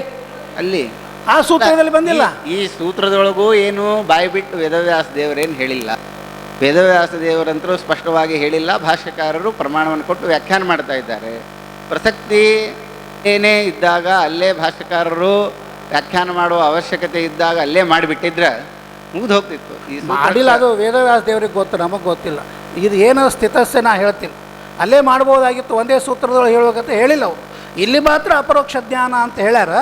ಹೀನಂಚ ಬ್ರಹ್ಮ ಪಶ್ಯತಃ, ಹೀನನಾದ ಅಂದ್ರೆ ದ್ವಂದ್ವರಹಿತನಾಗಿರ್ತಕ್ಕಂಥವನ್ನೆಲ್ಲ ಹೀನನಾದ ಅಂದ್ರೆ ಗುಣಗಳ ಹೀನನಾದ ಅಧಮನಾದ ಅಥವಾ ಅಭೇದ ಬ್ರಹ್ಮನನ್ನು ತಿಳಿದುಕೊಳ್ಳುವ ಸಾಕ್ಷಾತ್ಕಾರ ಅಂತರ್ಥ ಪಶ್ಯತಃ. ಮತ್ತು ಪ್ರಾರಬ್ಧ ಕರ್ಮದ ವಿಷಯವನ್ನು ತಿಳಿಸಲಿಕ್ಕೆ ಹೊರಟ ಸಂದರ್ಭದಲ್ಲಿ ಅನಾರಬ್ಧ ಕಾರ್ಯೇ ಏವತ್ತು ತದಪೂರ್ವೇ ತದವಧೇಹೆ ಎನ್ನುವುದು ಪ್ರಾರಬ್ಧ ಕರ್ಮದ ಬಗ್ಗೆ ಹೇಳಲಿಕ್ಕೆ ಹೋಗಲಿಲ್ಲ. ಅನಾರಬ್ಧ ಕಾರ್ಯವಾದ ಪಾಪಗಳ ಅಂದರೆ ಸಂಚಿತಾಗಾಮಿ ಕರ್ಮಗಳನ್ನೇ ಮತ್ತೆ ತಿಳಿಸಿಕೊಡ್ತೇ ಹೊರತು ಪ್ರಾರಬ್ಧ ಕರ್ಮವನ್ನು ತಿಳಿಸಿಕೊಳ್ಳಿಕ್ಕೆ ಹೊರಟಾಗ ಪ್ರಧಾನಕವಾಗಿ ಸೂತ್ರವನ್ನು ರಚನೆ ಮಾಡಬೇಕಾಗಿತ್ತಲ್ಲ ಅಂತ ಪ್ರಶ್ನೆ. ಟೀಕಾರಾಯರಂತೂ ಹೀಗೆ ಬರೀತಾರೆ. ಏನು ಅವರು ಈ ಪ್ರಶ್ನೆ ಮಾಡಿಕೊಂಡು ಅಪರೋಕ್ಷ ಜ್ಞಾನ ಯಾವಾಗ ಆಗ್ತದ, ಅಪರೋಕ್ಷ ಜ್ಞಾನ ಯಾವಾಗ ಆಗ್ತದ ಅಂದ್ರೆ ಈ ಪ್ರಾರಬ್ಧ ಕರ್ಮ ಪೂರ್ಣನಾಶ ಯಾವಾಗ ಆಗ್ತದ ಅಂದ್ರೆ ಅವಧಿಯನ್ನು ಹೇಳಿ ಕೊಟ್ಟಂತೆ ಹೊರತಾಗಿದ್ದು ಸತ್ಯತಾವದೇವ ಚಿರಂ ಅಂತ ಅನ್ನೋದು ಅಲ್ಲಿ ಉಳಿದದ್ದು ಯಾವುದನ್ನು ಅಪರೋಕ್ಷ ಜ್ಞಾನದಿಂದಾಗಿ ಅಪರೋಕ್ಷ ಪುಣ್ಯ ಪಾಪಗಳು ನಾಶವಾಗ್ತದೆ ಅಂತ ಹಿಂದಿನ ಸೂತ್ರದೊಳಗೆ ಹೇಳ್ಯಾರ. ಭೋಗೇನತ್ತಿತರ ಅದ್ಯಾವುದು ಇದು ಅಂತಂದ್ರೆ ತದದಿಗನೇ ಉತ್ತರ ಪೂರ್ವಾಗ ಇವರ ನಿಶ್ಲೇಷ ವಿನಾಶ ಸರ್ವ ಪಾಪಕ್ಷಯ ಸರ್ವ ಪುಣ್ಯಕ್ಷಯ ಅಲ್ಲಿ ಹೇಳಿಲ್ಲ ಅಂತಂದ ಮೇಲೆ ಹಾಗಾದರೆ ಆವಾಗಲೇ ಮುಕ್ತಿ ಆಗಲಿ ಅಂತ ಪ್ರಶ್ನೆ. ಅಪರೋಕ್ಷ ಜ್ಞಾನ ಆಗೋ ತನಕ ಅಪರೋಕ್ಷ ಜ್ಞಾನ ಆಗೋ ತನಕ ಹಂಗೆ ಪ್ರಶ್ನೆ ಆಗೋದಿಲ್ಲ. ಮಾಡ್ಕೊಂಡಾರ ಅವರು. ಆದ ಜನ್ಮದಲ್ಲೇನೆ ಅಪರೋಕ್ಷ ಜ್ಞಾನ ಆಗಲಿ ಅಂತ ಶಂಕಾ ಮಾಡಿಕೊಂಡ್ರೆ ತದವಧೇಹೆ ಅಂತ ಉತ್ತರವನ್ನು ಕೊಟ್ಟಾರೆ. ಹೌದು, ನಾವೇನದನ್ನ ಇಲ್ಲ ಅಂದಿರೋದಿಲ್ಲ.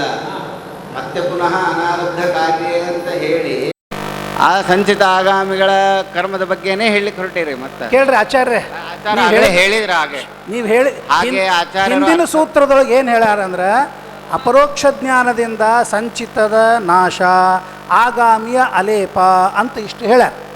ಅದರ ಮ್ಯಾಲಿನ ಶಂಕ ಏನು ಅಂದ್ರೆ ಈ ಸೂತ್ರದಲ್ಲಿ ಹಾಗಾದರೆ ಅಪರೋಕ್ಷ ಜ್ಞಾನ ಜನ್ಮನ್ನೇವ ಮೋಕ್ಷ ಸ್ಯಾತ್ ಅಂತ ಶಂಕಾ ಮಾಡಿಕೊಂಡು ಅನಾರಬ್ಧ ಕಾರ್ಯೇ ಏವ ಪುಣ್ಯ ಪೂರ್ವೇ ಪುಣ್ಯ ಪಾಪೇ ವಿನಶ್ಯತಃ ನ ಪ್ರಾರಬ್ಧಂ ನಶ್ಯತಿ ತದವಧೇಹೆ ಅಂತ ಇಲ್ಲಿ ಹೇಳ. ತತ್ವಪ್ರಕಾಶಿಕಾದೊಳಗೆ ಹಾಗೆ ಶಂಕಾ ಮಾಡಿಕೊಂಡು ತದೈವ ಮುಕ್ತಿ ಆಗಲಿ ಅಂತಂದ್ರೆ ನಾವು ಅದೇ ಜನ್ಮದಲ್ಲಿ ಮುಕ್ತಿ ಆಗೋದಿಲ್ಲ. ಯಾಕೆಂದರೆ ತದವಧೇಹೆ ಇದೇ ಅವತಾರಿಕ ಭೋಗೇನ ತ್ಯುತರೆ ಕ್ಷಪಯಿತ್ವ ಅಂತ ಅವತಾರ ಕೇಳಿದ್ರೆ ಸರಿ ಹೋಗುತ್ತೆ. ನೀವು ಹೇಳಿದ ಅವತಾರಿಕೆ ಭೋಗೇನ ತ್ಯುತರೆ ಕ್ಷಪಯಿತ್ವ ಅನ್ನೋ ಸೂತ್ರಕ್ಕೆ ಹೇಳಿದ್ರೆ ಸರಿ ಹೋಗ್ತದೆ. ಹಿಂದಿನ ಸೂತ್ರದಲ್ಲಿ ಆಗಾಮಿ ಸಂಚಿತ ಕರ್ಮ ನಾಶವನ್ನು ಹೇಳಿದ್ದಾರೆ. ಹಾಗಾಗಿ ಸದ್ಯ ಹಾಯವ ಮೋಕ್ಷಾಪಾತಃ ಅಂತ ಪ್ರಶ್ನೆ ಬಂದಾಗ ಪ್ರಾರಬ್ಧ ಕರ್ಮವಾದ ಭೋಗ ಆಗಬೇಕು ಅನ್ನೋ ಉತ್ತರಕ್ಕೋಸ್ಕರವಾಗಿ ಈ ಸೂತ್ರ ಹೊರಟಿದೆ ಅಂತ ಹೇಳಿದ್ರೆ ಈ ಸೂತ್ರ ಸಾರ್ಥಕ್ಕೆ ಕೂಡ್ತದೆ. ಯಾವುದು ಇದು ಭೋಗೇನ ತ್ವಿತರೆ ಕ್ಷಪಯಿತ್ವ ಅನ್ನೋ ಸೂತ್ರಕ್ಕೆ ಸಾರ್ಥಕ್ಕೆ ಕೂಡ್ತದೆ. ಅನಾರಬ್ಧ ಕಾರ್ಯ ಒಂದು ಸೂತ್ರಕ್ಕೆ ಅವತಾರಕ್ಕೆ ಸರಿ ಹೋಗ್ಲಿಕ್ಕಿಲ್ಲ ಅಂತ ಅನ್ಸುತ್ತೆ. ಹೌದಾ? ಇಲ್ಲಿ ಎರಡು ರೀತಿಯಾದ ಅವತರಣೆ ಸೂತ್ರ. ಒಂದು ನಿಮಿಷ, ಇಲ್ಲಿ ತತ್ವಪ್ರಕಾಶಕ ಹಾಗೂ ತತ್ವಪ್ರದೀಪಗಳಲ್ಲಿ ತತ್ವಪ್ರಕಾಶಕದಲ್ಲಂತರೂ ನನ್ವೇವಂ ಯದಿ ಬ್ರಹ್ಮಜ್ಞಾನಾತ್ ದ್ವೇಷಿಣಃ ಜ್ಞಾನಾದೀನೈವ ಪುಣ್ಯಪಾಪಕ್ಷಯೇ ಜ್ಞಾನಾದ್ಯುಜಯೇ ಏವ ಮೋಕ್ಷಾದಿ ಪ್ರಸಂಗಃ ಇತ್ಯಾಶಂಕಾಂ ಪರಿಹರತ್ ಸೂತ್ರಂ ಪಠಿತ್ವಾ ವ್ಯಾಚಷ್ಟೇ ಅನಾರಬ್ಧ ಕಾರ್ಯ. ಪೂರ್ವೇ ತದವಧೇಹೆ ಅಂದ್ರೆ ಬ್ರಹ್ಮಜ್ಞಾನ ಮತ್ತು ಬ್ರಹ್ಮಜ್ಞಾನಿ ದ್ವೇಷಿ ಇಬ್ಬರಿಗೂ ಬ್ರಹ್ಮಜ್ಞಾನ ಹಾಗೂ ದ್ವೇಷದಿಂದ ಪುಣ್ಯ ಪಾಪಕ್ಷಯಗಳಾಗ್ತದೆ, ಸದ್ಯೋಹ ಮೋಕ್ಷ ಆಗಲಿ ಎನ್ನುವ ಆಗ್ಲಿ ಅಂತ ಪ್ರಶ್ನೆ ಅಂಶ ಮಾಡಿಕೊಂಡು ಇದು ಹಿಂದಿನ ಸೂತ್ರದಲ್ಲಿ ಹೇಳಿಲ್ಲ, ಇಲ್ಲಿ ಈ ಹೇಳ್ತಾ ಸೂತ್ರದಲ್ಲಿ ಹೇಳ್ತಾರೆ. ನಾನು ಅದೇ ಇದು ಹೇಳ್ತೇನೆ. ವಿಶೇಷ. ಆದ್ದರಿಂದಾಗಿ ತದವದೇ ಅಂತ ಅದಕ್ಕೆ ಉತ್ತರ. ಆ ಅಂಶವನ್ನು ಇಲ್ಲಿ ಕೊಟ್ಟಾರೆ. ಇವರು ಹೇಳಬೇಕಾದಾಗಲೂ ಕೂಡ ತತ್ವಪ್ರದೀಪೇಕಾದಲ್ಲಿ ಸ್ಪಷ್ಟವಾಗಿ ಬ್ರಹ್ಮದರ್ಶಿನಃ ಪೂರ್ವಸ್ಯ ಪಾಪಸ್ಯ ವಿನಾಶಃ ಉಕ್ತಃ ಪೂರ್ವಸ್ಮಿನ್ ಸೂತ್ರೆ ದ್ವೇಷಿಣಃ ಪುಣ್ಯಸ್ಯ ಚ ತತ್ರ ಉಭಯತ್ರ ವಿಶೇಷಮಃ ಅನಾರಬ್ಧ ಕಾರ್ಯ ಇತ್ಯಾದಿನ. ಇದೇ ವಿಶೇಷ ಅಂದರೆ ಹಿಂದಿನ ಸೂತ್ರದಲ್ಲಿ ಹೇಳದೇ ಇರುವ ಅಂಶ ವಿಶೇಷವಾದದ್ದನ್ನು ಇಲ್ಲಿ ಹೇಳ್ಯಾರ ಅನ್ನಲಿ ಕಷ್ಟ ಇದೆ. ಈ ಸೂತ್ರ ಯಾವುದದು ಪ್ರಾರಬ್ಧ. ಯಾವುದದು ಪ್ರಾರಬ್ಧ. ಆ ಪ್ರಾರಬ್ಧದ ವಿನಾಶವಾಗಿಲ್ಲ, ಆದ್ದರಿಂದ ಅವನಿಗೆ ಮೋಕ್ಷವಾಗೋದಿಲ್ಲ. ನಾನು ಅದೇ ಹೇಳ್ತಾ ಇದ್ದೀನಿ. ಸಂಚಿತದ ನಾಶವನ್ನು ಬ್ರಹ್ಮಜ್ಞಾನದಿಂದಲೇನೆ ಮೋಕ್ಷ ಅಥವಾ ಬ್ರಹ್ಮದ್ವೇಷದಿಂದ ಮೋಕ್ಷ ಅನ್ನೋದಾದರೆ ಅದಾದ ಕೂಡಲೇ ಸದ್ಯ ಮೋಕ್ಷವಾಗಲಿ ಅನ್ನುವ ಪ್ರಶ್ನೆಗೆ ಉತ್ತರ ಅಂತ ಉತ್ತರ ಕೊಟ್ಟು ತದವಧೇಹೆ ಅಂತ ಉತ್ತರಕ್ಕಾಗಿ ಈ ಸೂತ್ರ ಅಂತ. ಹಾಗಾದರೆ ಭೋಗೇನತು ಇತರೆ ಕ್ಷಪಯಿತ್ವ ಭೋಗೇನ ಅಥ ಸಂಪತ್ಸತೆ, ಇದಕ್ಕೆಲ್ಲ ಅರ್ಥ ಏನು ಮಾಡ್ಬೇಕು? ಇದಕ್ಕೇನು ಮಾಡ್ಬೇಕಂದ್ರೆ ಅದೇ ಜನ್ಮದಲ್ಲಿ ತದವದೇಹ ಅಂದ್ರೆ ತದವದೇಹ ಅಂತಂದಾಗ ಎಲ್ಲಿವರೆಗೆ ಅವಧಿ, ಆ ಅವಧಿಯಲ್ಲಿ ಅವರಿಗೆ ಮುಂದೆ ಶಂಕ ಬಂತು. ಆ ಅವಧಿಯಲ್ಲಿ ಅವರಿಗೆ ಬ್ರಹ್ಮಣಾಂ ಶತಕಾಲತ್ತು ಪೂರ್ವಮಾರಬ್ಧ ಸಂಕ್ಷಯ ಅಂಥೇಳಿ ಅಥ ಸಂಪತ್ಸತೆ ಅಂತ ನಿಯಮವನ್ನು ಮಾಡಿದ್ರು. ಆಯ್ತಲ್ಲ, ಮತ್ತೆ ಆ ಸೂತ್ರದಲ್ಲೇ ಹೇಳಿ ಆಯ್ತಲ್ಲ, ಭೋಗೇನತು ಇತರೆ ಕ್ಷಪಯಿತ್ವ. ಹೌದು, ಭೋಗೇನ ಕ್ಷಪಯಿತ್ವ ಪೂರ್ವವನ್ನು ಅನುವರ್ತನೆ ಮಾಡಿಕೊಂಡು ಭೋಗೇನ ಪ್ರಾರಬ್ಧ ಕರ್ಮವನ್ನ ಭೋಗೇನ ಕ್ಷಪಯಿತ್ವ ಅಥ ಸಂಪತ್ಸತೆ. ಮತ್ತೆ ಅಲ್ಲಿವರೆಗೂ ಮೋಕ್ಷ ಬರಂಗೇ ಇಲ್ಲಲ್ಲ. ಈಗ ಅಥ ಸಂಪತ್ಸತೆ ಭೋಗೇನ ಕ್ಷಪಯಿತ್ವ ಅಥ ಸಂಪತ್ಸತೆ, ಅಲ್ಲಿವರೆಗೂ ನಿಮ್ಗೆ ಮೋಕ್ಷ ಆಗ್ಲಿ ಅನ್ನೋ ಪ್ರಸಕ್ತಿನೇ ಬರಂಗಿಲ್ಲ ಅಲ್ರಿ. ಹಿಂಗ್ಯಾಕ? ಅಪರೋಕ್ಷ ಜ್ಞಾನದಿಂದ ಪೂರ್ವಾಗ ಅಪರಗಳ ಕರ್ಮನಾಶವನ್ನು ಹೇಳಿದಾಗ ಸದ್ಯಹಾಯ ಮೋಕ್ಷಾಪತ್ತಿ ಬಂದಾಗ ಪ್ರಾರಬ್ಧ ಕರ್ಮದ ನಾಶ ಅಪರೋಕ್ಷ ಜ್ಞಾನದಿಂದ ಆಗೋದಿಲ್ಲ ಅಂತ ಸ್ಪಷ್ಟ ಮಾಡೋದಕ್ಕೋಸ್ಕರವಾಗಿ ಈ ಸೂತ್ರ ಹೊಡ್ತೆ ಅಂತ ಅವ್ರು ಹೇಳ್ತಾ ಇದ್ದಾರೆ. ಅದೇ ತದವದೇ ಅಂತ ಹೇಳಿದಾರಲ್ಲ ಅಂತ ತದವದೇ ಅಂತ ಹೇಳ್ಯಾರ. ಆ ಅವಧಿ ಎಲ್ಲಿವರೆಗೆ ಅಂತಂದಾಗ ಭೋಗೇನತ್ತು ಇತರೆ ಕ್ಷಪಯಿತ್ವ ಅಥ ಆ ಭೋಗ ಎಲ್ಲಿವರೆಗೆ ಬರೀ ಇಷ್ಟು ತದವದೇ ಅಂತ ಹೇಳಿದ್ರು. ಅವಧಿ ಯಾವುದು ಅನ್ನೋದು ವಿಶೇಷವಾಗಿ ಬ್ರಹ್ಮಣಾಂ ಶತಕಾಲತ್ತು ಅಂತ ಭೋಗೇನತ್ತು ಇತರೆ ಕ್ಷಪಯಿತ್ವ ಅಥ ಸಂಪತ್ಸತೆ ಒಂದೊಂದು ವ್ಯವಸ್ಥೆ ಮಾಡ್ತಾ ಇದ್ದಾರೆ. ಪೂರ್ವ ಸೂತ್ರದಲ್ಲಿ ಸಂಚಿತಾಗಾಮಿಗಳ ಆಶ್ಲೇಷ ವಿನಾಶ, ಎರಡನೇ ಸೂತ್ರದಲ್ಲಿ ಪ್ರಾರಬ್ಧ ಕರ್ಮದ ಅವಸ್ಥಿತಿ, ತೃತೀಯ ಸೂತ್ರದಲ್ಲಿ ಅವಸ್ಥಿತಿ ಎಲ್ಲಿಯವರೆಗೆ ಅಂತ ವಿಶೇಷ ಜಿಜ್ಞಾಸ ಬಂದಾಗ ಇಲ್ಲಿಯವರೆಗೆ ಅಂತ ಹೇಳಿ ಅದರ ಅನಂತರದಲ್ಲಿ ಅವ್ಯವಹಿತವಾಗಿ ನೀವು ಹೇಳ್ದಂಗೆ ರಘುತ್ತಮರು ಅದೇ ಬರೀತಾರ. ಅತ್ರ ಆದ್ಯೆ ಬ್ರಹ್ಮಜ್ಞಾನಸ್ಯ ಜ್ಞಾನಿಕೃತ ಪೂರ್ವೋತ್ತರ ಪಾಪ ವಿನಾಶ ಅಶ್ಲೇಷ ಹೇತುತ್ವ ಪ್ರತಿಜ್ಞಾಯ ತತ್ರ ಪ್ರಮಾಣೋಕ್ತಿ. ದ್ವಿತೀಯೇ ಮಿಥ್ಯಾಜ್ಞಾನಸ್ಯಾಪಿ ಮಿಥ್ಯಾಜ್ಞಾನಕೃತ ಪೂರ್ವೋತ್ತರ ಪುಣ್ಯ ವಿನಾಶ ಅಶ್ಲೇಷ ಹೇತುತ್ವೋಕ್ತಿ.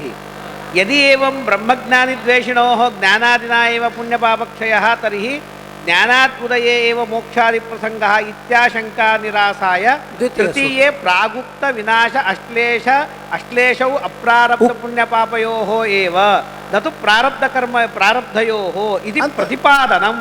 ಉಪಪಾದನ ಇದೆ ಅದೇ ಅಧಿಕಾಂಶದ ಉಪಪಾದನ ಇತ್ಯಾದಿಗಳೆಲ್ಲವೂ ಅವ ಬರೇ ಹೇಳಿದ್ರು ಹೆಂಗ ತೋರಿಸಿದ್ರು ಎಲ್ಲಿಯವರೆಗೆ ಅನ್ನೋ ತೃತೀಯ ಸೂತ್ರದ ಕ್ರಮ ಹೀಗೆ ಅಂತ ಅನ್ನೋದು ಇನ್ನೂ ಮತ್ತು ವಿಚಾರ್ಯಮಸ್ತಿ. ಈಗ ನಮಗೆ ವಿಷಯ ಗೊತ್ತಿದ್ದರಿಂದ ಅದರಿಂದ ತಿಳಿತಲ್ಲ ಅಂತ ಅನಿಸ್ತದೆ. ಆದರೆ ಅಲ್ಲಿ ಎಷ್ಟು ಹೇಳ್ಯಾರ ಅದರ ಉಪಪಾದನ ಆಮೇಲೆ ಅದರ ವ್ಯವಸ್ಥೆ ಇಷ್ಟು ಅಂತ, ಅದಕ್ಕೆ 3 ಸೂತ್ರಗಳು ಬೇಕು ಅಂತ ಅವರು ಮಾಡಿದ್ದು ಕ್ರಮ. ಇಲ್ಲಿ ಒಂದು ವಿಚಾರ, ಹೀನಂಚ ಬ್ರಹ್ಮ ಪಶ್ಯತಃ ಅಂತೇಳಿ ಬ್ರಹ್ಮನ ದರ್ಶನ. ಹಾಗಾದ್ರೆ ತಾಮಸರಿಗೆ ಬ್ರಹ್ಮರ ದರ್ಶನ ಆಗುತ್ತದೆಯಾ? ಆಗೋದಿಲ್ಲ. ಯಾಕೆ ಅಂತಂದರೆ ಅಲ್ಲಿ ಅವರಿಗೂ ಬ್ರಹ್ಮ ಸಾಕ್ಷಾತ್ಕಾರವನ್ನು ಒಪ್ಪಿಬಿಟ್ಟರೆ ಸಾಧ್ಯವೇ ಇಲ್ಲ. ಮತ್ತು ಹೀನಂಚ ಬ್ರಹ್ಮ ಪಶ್ಯತ ಅಂದರೆ ಅದಕ್ಕೆ ಪಶ್ಯತ ಅನ್ನೋ ಶಬ್ದಕ್ಕೆ ಜ್ಞಾನವತಃ, ಅದಕ್ಕೆ ಟೀಕಾರಾಯರು ಹೇಳಿದ ಮಾತನ್ನು ವ್ಯವಸ್ಥೆ ಮಾಡಲಿಕ್ಕೆ ಶ್ರೀನಿವಾಸ ತೀರ್ಥರು ಬರೀತಾರೆ.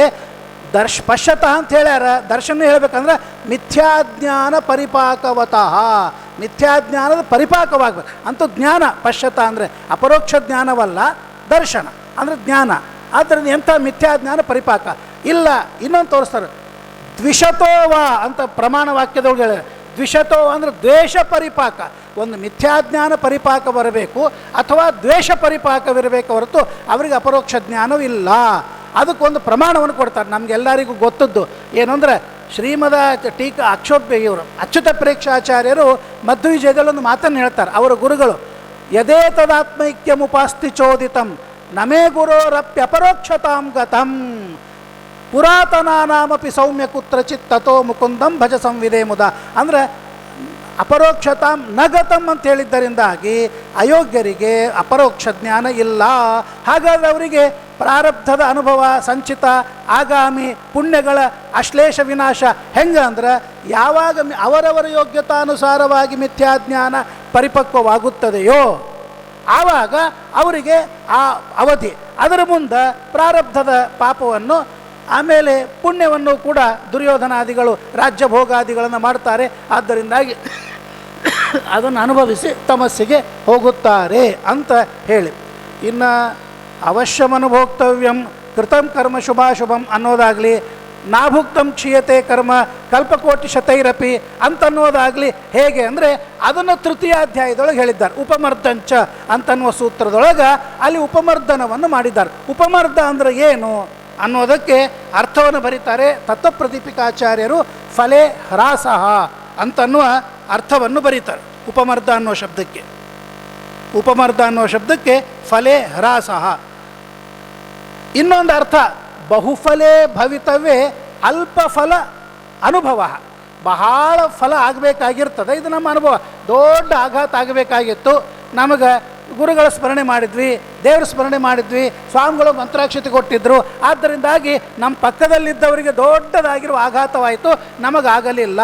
ಅಲ್ಪ ಫಲೇ ಭವಿತವ್ಯೇ ಮಹಾಫಲೇ ಭವಿತವ್ಯೇ ಅಲ್ಪ ಫಲದ ಅನುಭವ ಅನ್ನೋದು ಇದು ಉಪಮರ್ದ ಅಂತನ್ನೋದು ಹೇಳಿಕೊಟ್ಟಿದ್ದಾರೆ. ಫಲ ಹ್ರಾಸ ಅಂತ ಹೇಳಿದ್ದಾರೆ. ಈ ಫಲ ಹ್ರಾಸದ ವಿಷಯದಲ್ಲಿ ಈ ಉಪಮರ್ದಂಚ ಅನ್ನುವ ಸೂತ್ರದಲ್ಲಿ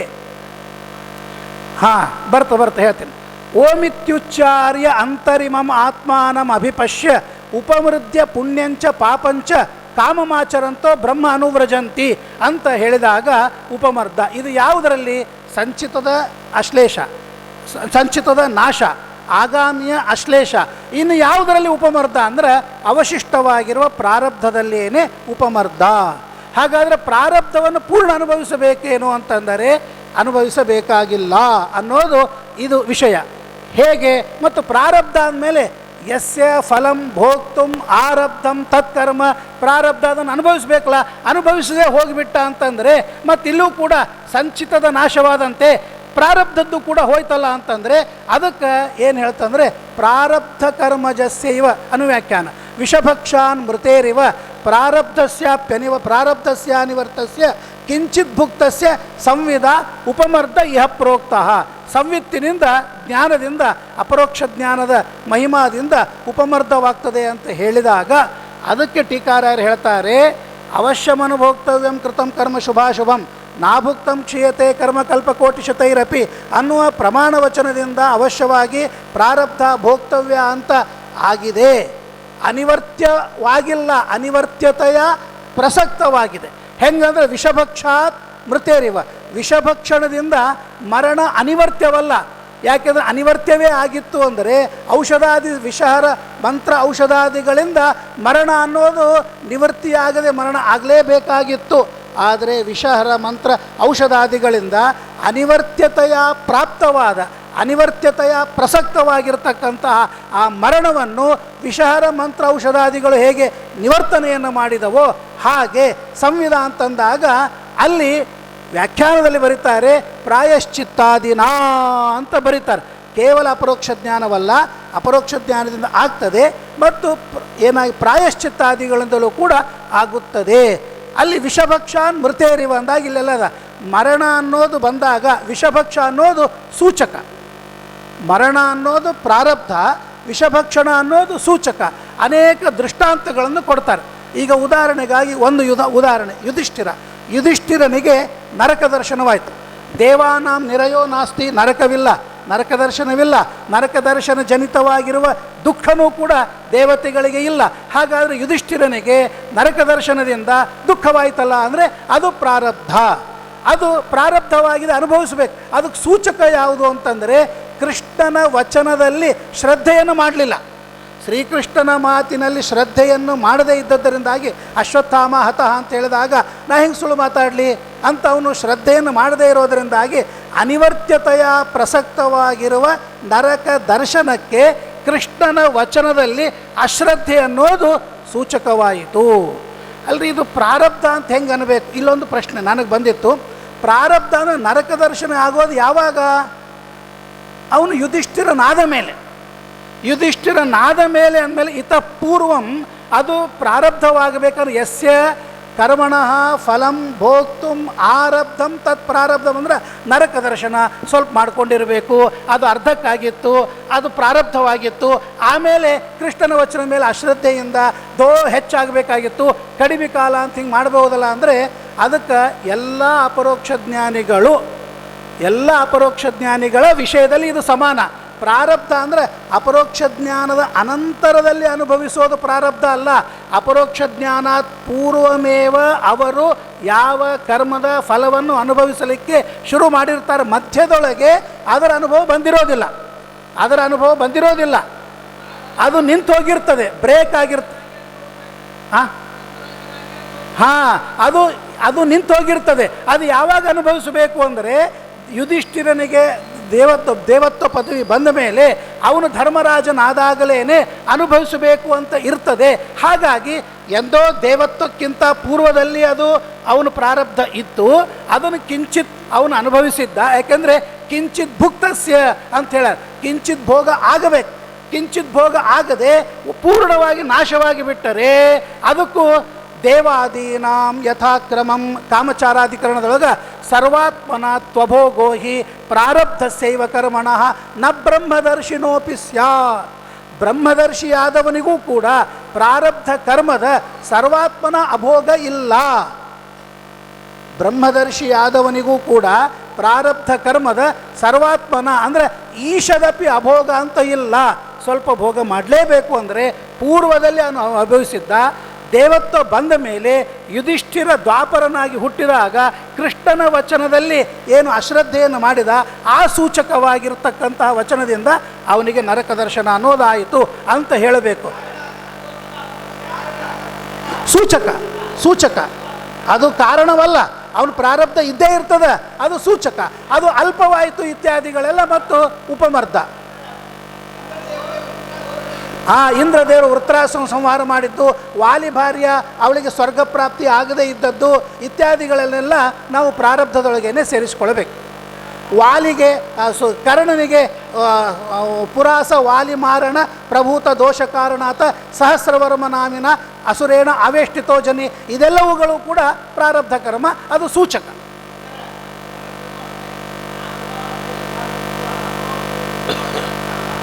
ಅದು ತತ್ಕಾಲದಲ್ಲಿ ಸೃಷ್ಟವಾದ ನರಕ. ದುಃಖ ಅಂತೂ ಆಯಿತು, ನರಕ ದರ್ಶನ ಜನಿತವಾದ ದುಃಖ ಅವನಿಗೆ ಆ ಪ್ರಾರಬ್ಧ ಇತ್ತು, ಅದು ಸೂಚಕ ಅಂತಾಯಿತು. ಈ ರೀತಿಯಾಗಿ ಹೇಳಬೇಕು. ಇಲ್ಲ ಸಂಪೂರ್ಣವಾಗಿ ಪ್ರಾರಬ್ಧದ ಭೋಗನೆ ಆಗಂಗಿಲ್ಲ ಅಂತ ಹೇಳೋಣಲ್ಲ ಅಂದರೆ ಅದಕ್ಕೆ ಅನುವ್ಯಾಖ್ಯಾನದೊಳಗೆ ಸರ್ವೇಷಾಂ ಜ್ಞಾನಿನಾಂ ಪ್ರಾರಬ್ಧ ಕರ್ಮ ಫಲೋಪಮರ್ಧ ಏಕವಿಧ ಏವ ಅಥವಾ ನಾನಾ ವಿಧ ಅಂತ ಪ್ರಶ್ನೆಯನ್ನು ಮಾಡಿಕೊಂಡು ದೇವಾದೀನಾಂ ಯಥಾಕ್ರಮಂ ಸರ್ವಾತ್ಮನ ತ್ವಭೋಗೋ ಹಿ ಪ್ರಾರಬ್ಧಸ್ಯೈವ ಕರ್ಮಣಃ ನ ಬ್ರಹ್ಮದರ್ಶಿನೋಪಿ.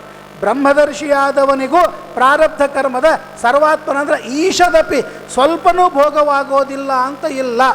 ಸ್ವಲ್ಪ ಭೋಗವಾಗಲೇಬೇಕು, ಅದು ಸೂಚಕ ಅಂತ ಹೇಳ್ತಾರೆ. ಜ್ಞಾನ ಮತ್ತು ಕರ್ಮ ಭೋಗ ಎರಡರಿಂದಲೂ ನಾಶ ಅಂತ ಆಗ್ತದೆ. ಜ್ಞಾನ ಮತ್ತು ಭೋಗ ಎರಡರಿಂದಲೂ ನಾಶ ಅಂತ ಆಗ್ತದೆ ಅವಾಗ. ಹೌದು, ಪ್ರಾರಬ್ಧ ಕರ್ಮದ ಸಂವಿತ್ತಿನಿಂದ ಆಗ್ತದೆ, ಪ್ರಾಯಶ್ಚಿತ್ತಾದಿಗಳಿಂದ ಆಗ್ತದೆ, ಜ್ಞಾನದಿಂದ ಅಧಿಕವಾಗ್ತದೆ. ಅಲ್ರಿ ಜ್ಞಾನ ಅಂದ್ರೆ ಯಾವುದು? ಪ್ರಾರಬ್ಧ ಕರ್ಮ ಅಲ್ಲಲ್ಲ, ಸಂವಿದ ಅಪರೋಕ್ಷ ಕರ್ಮ. ಅವ್ರು ಕೇಳ್ತಾ ಇರೋದು ಪ್ರಾರಬ್ಧ ಕರ್ಮ, ಉಪಮರ್ಧ.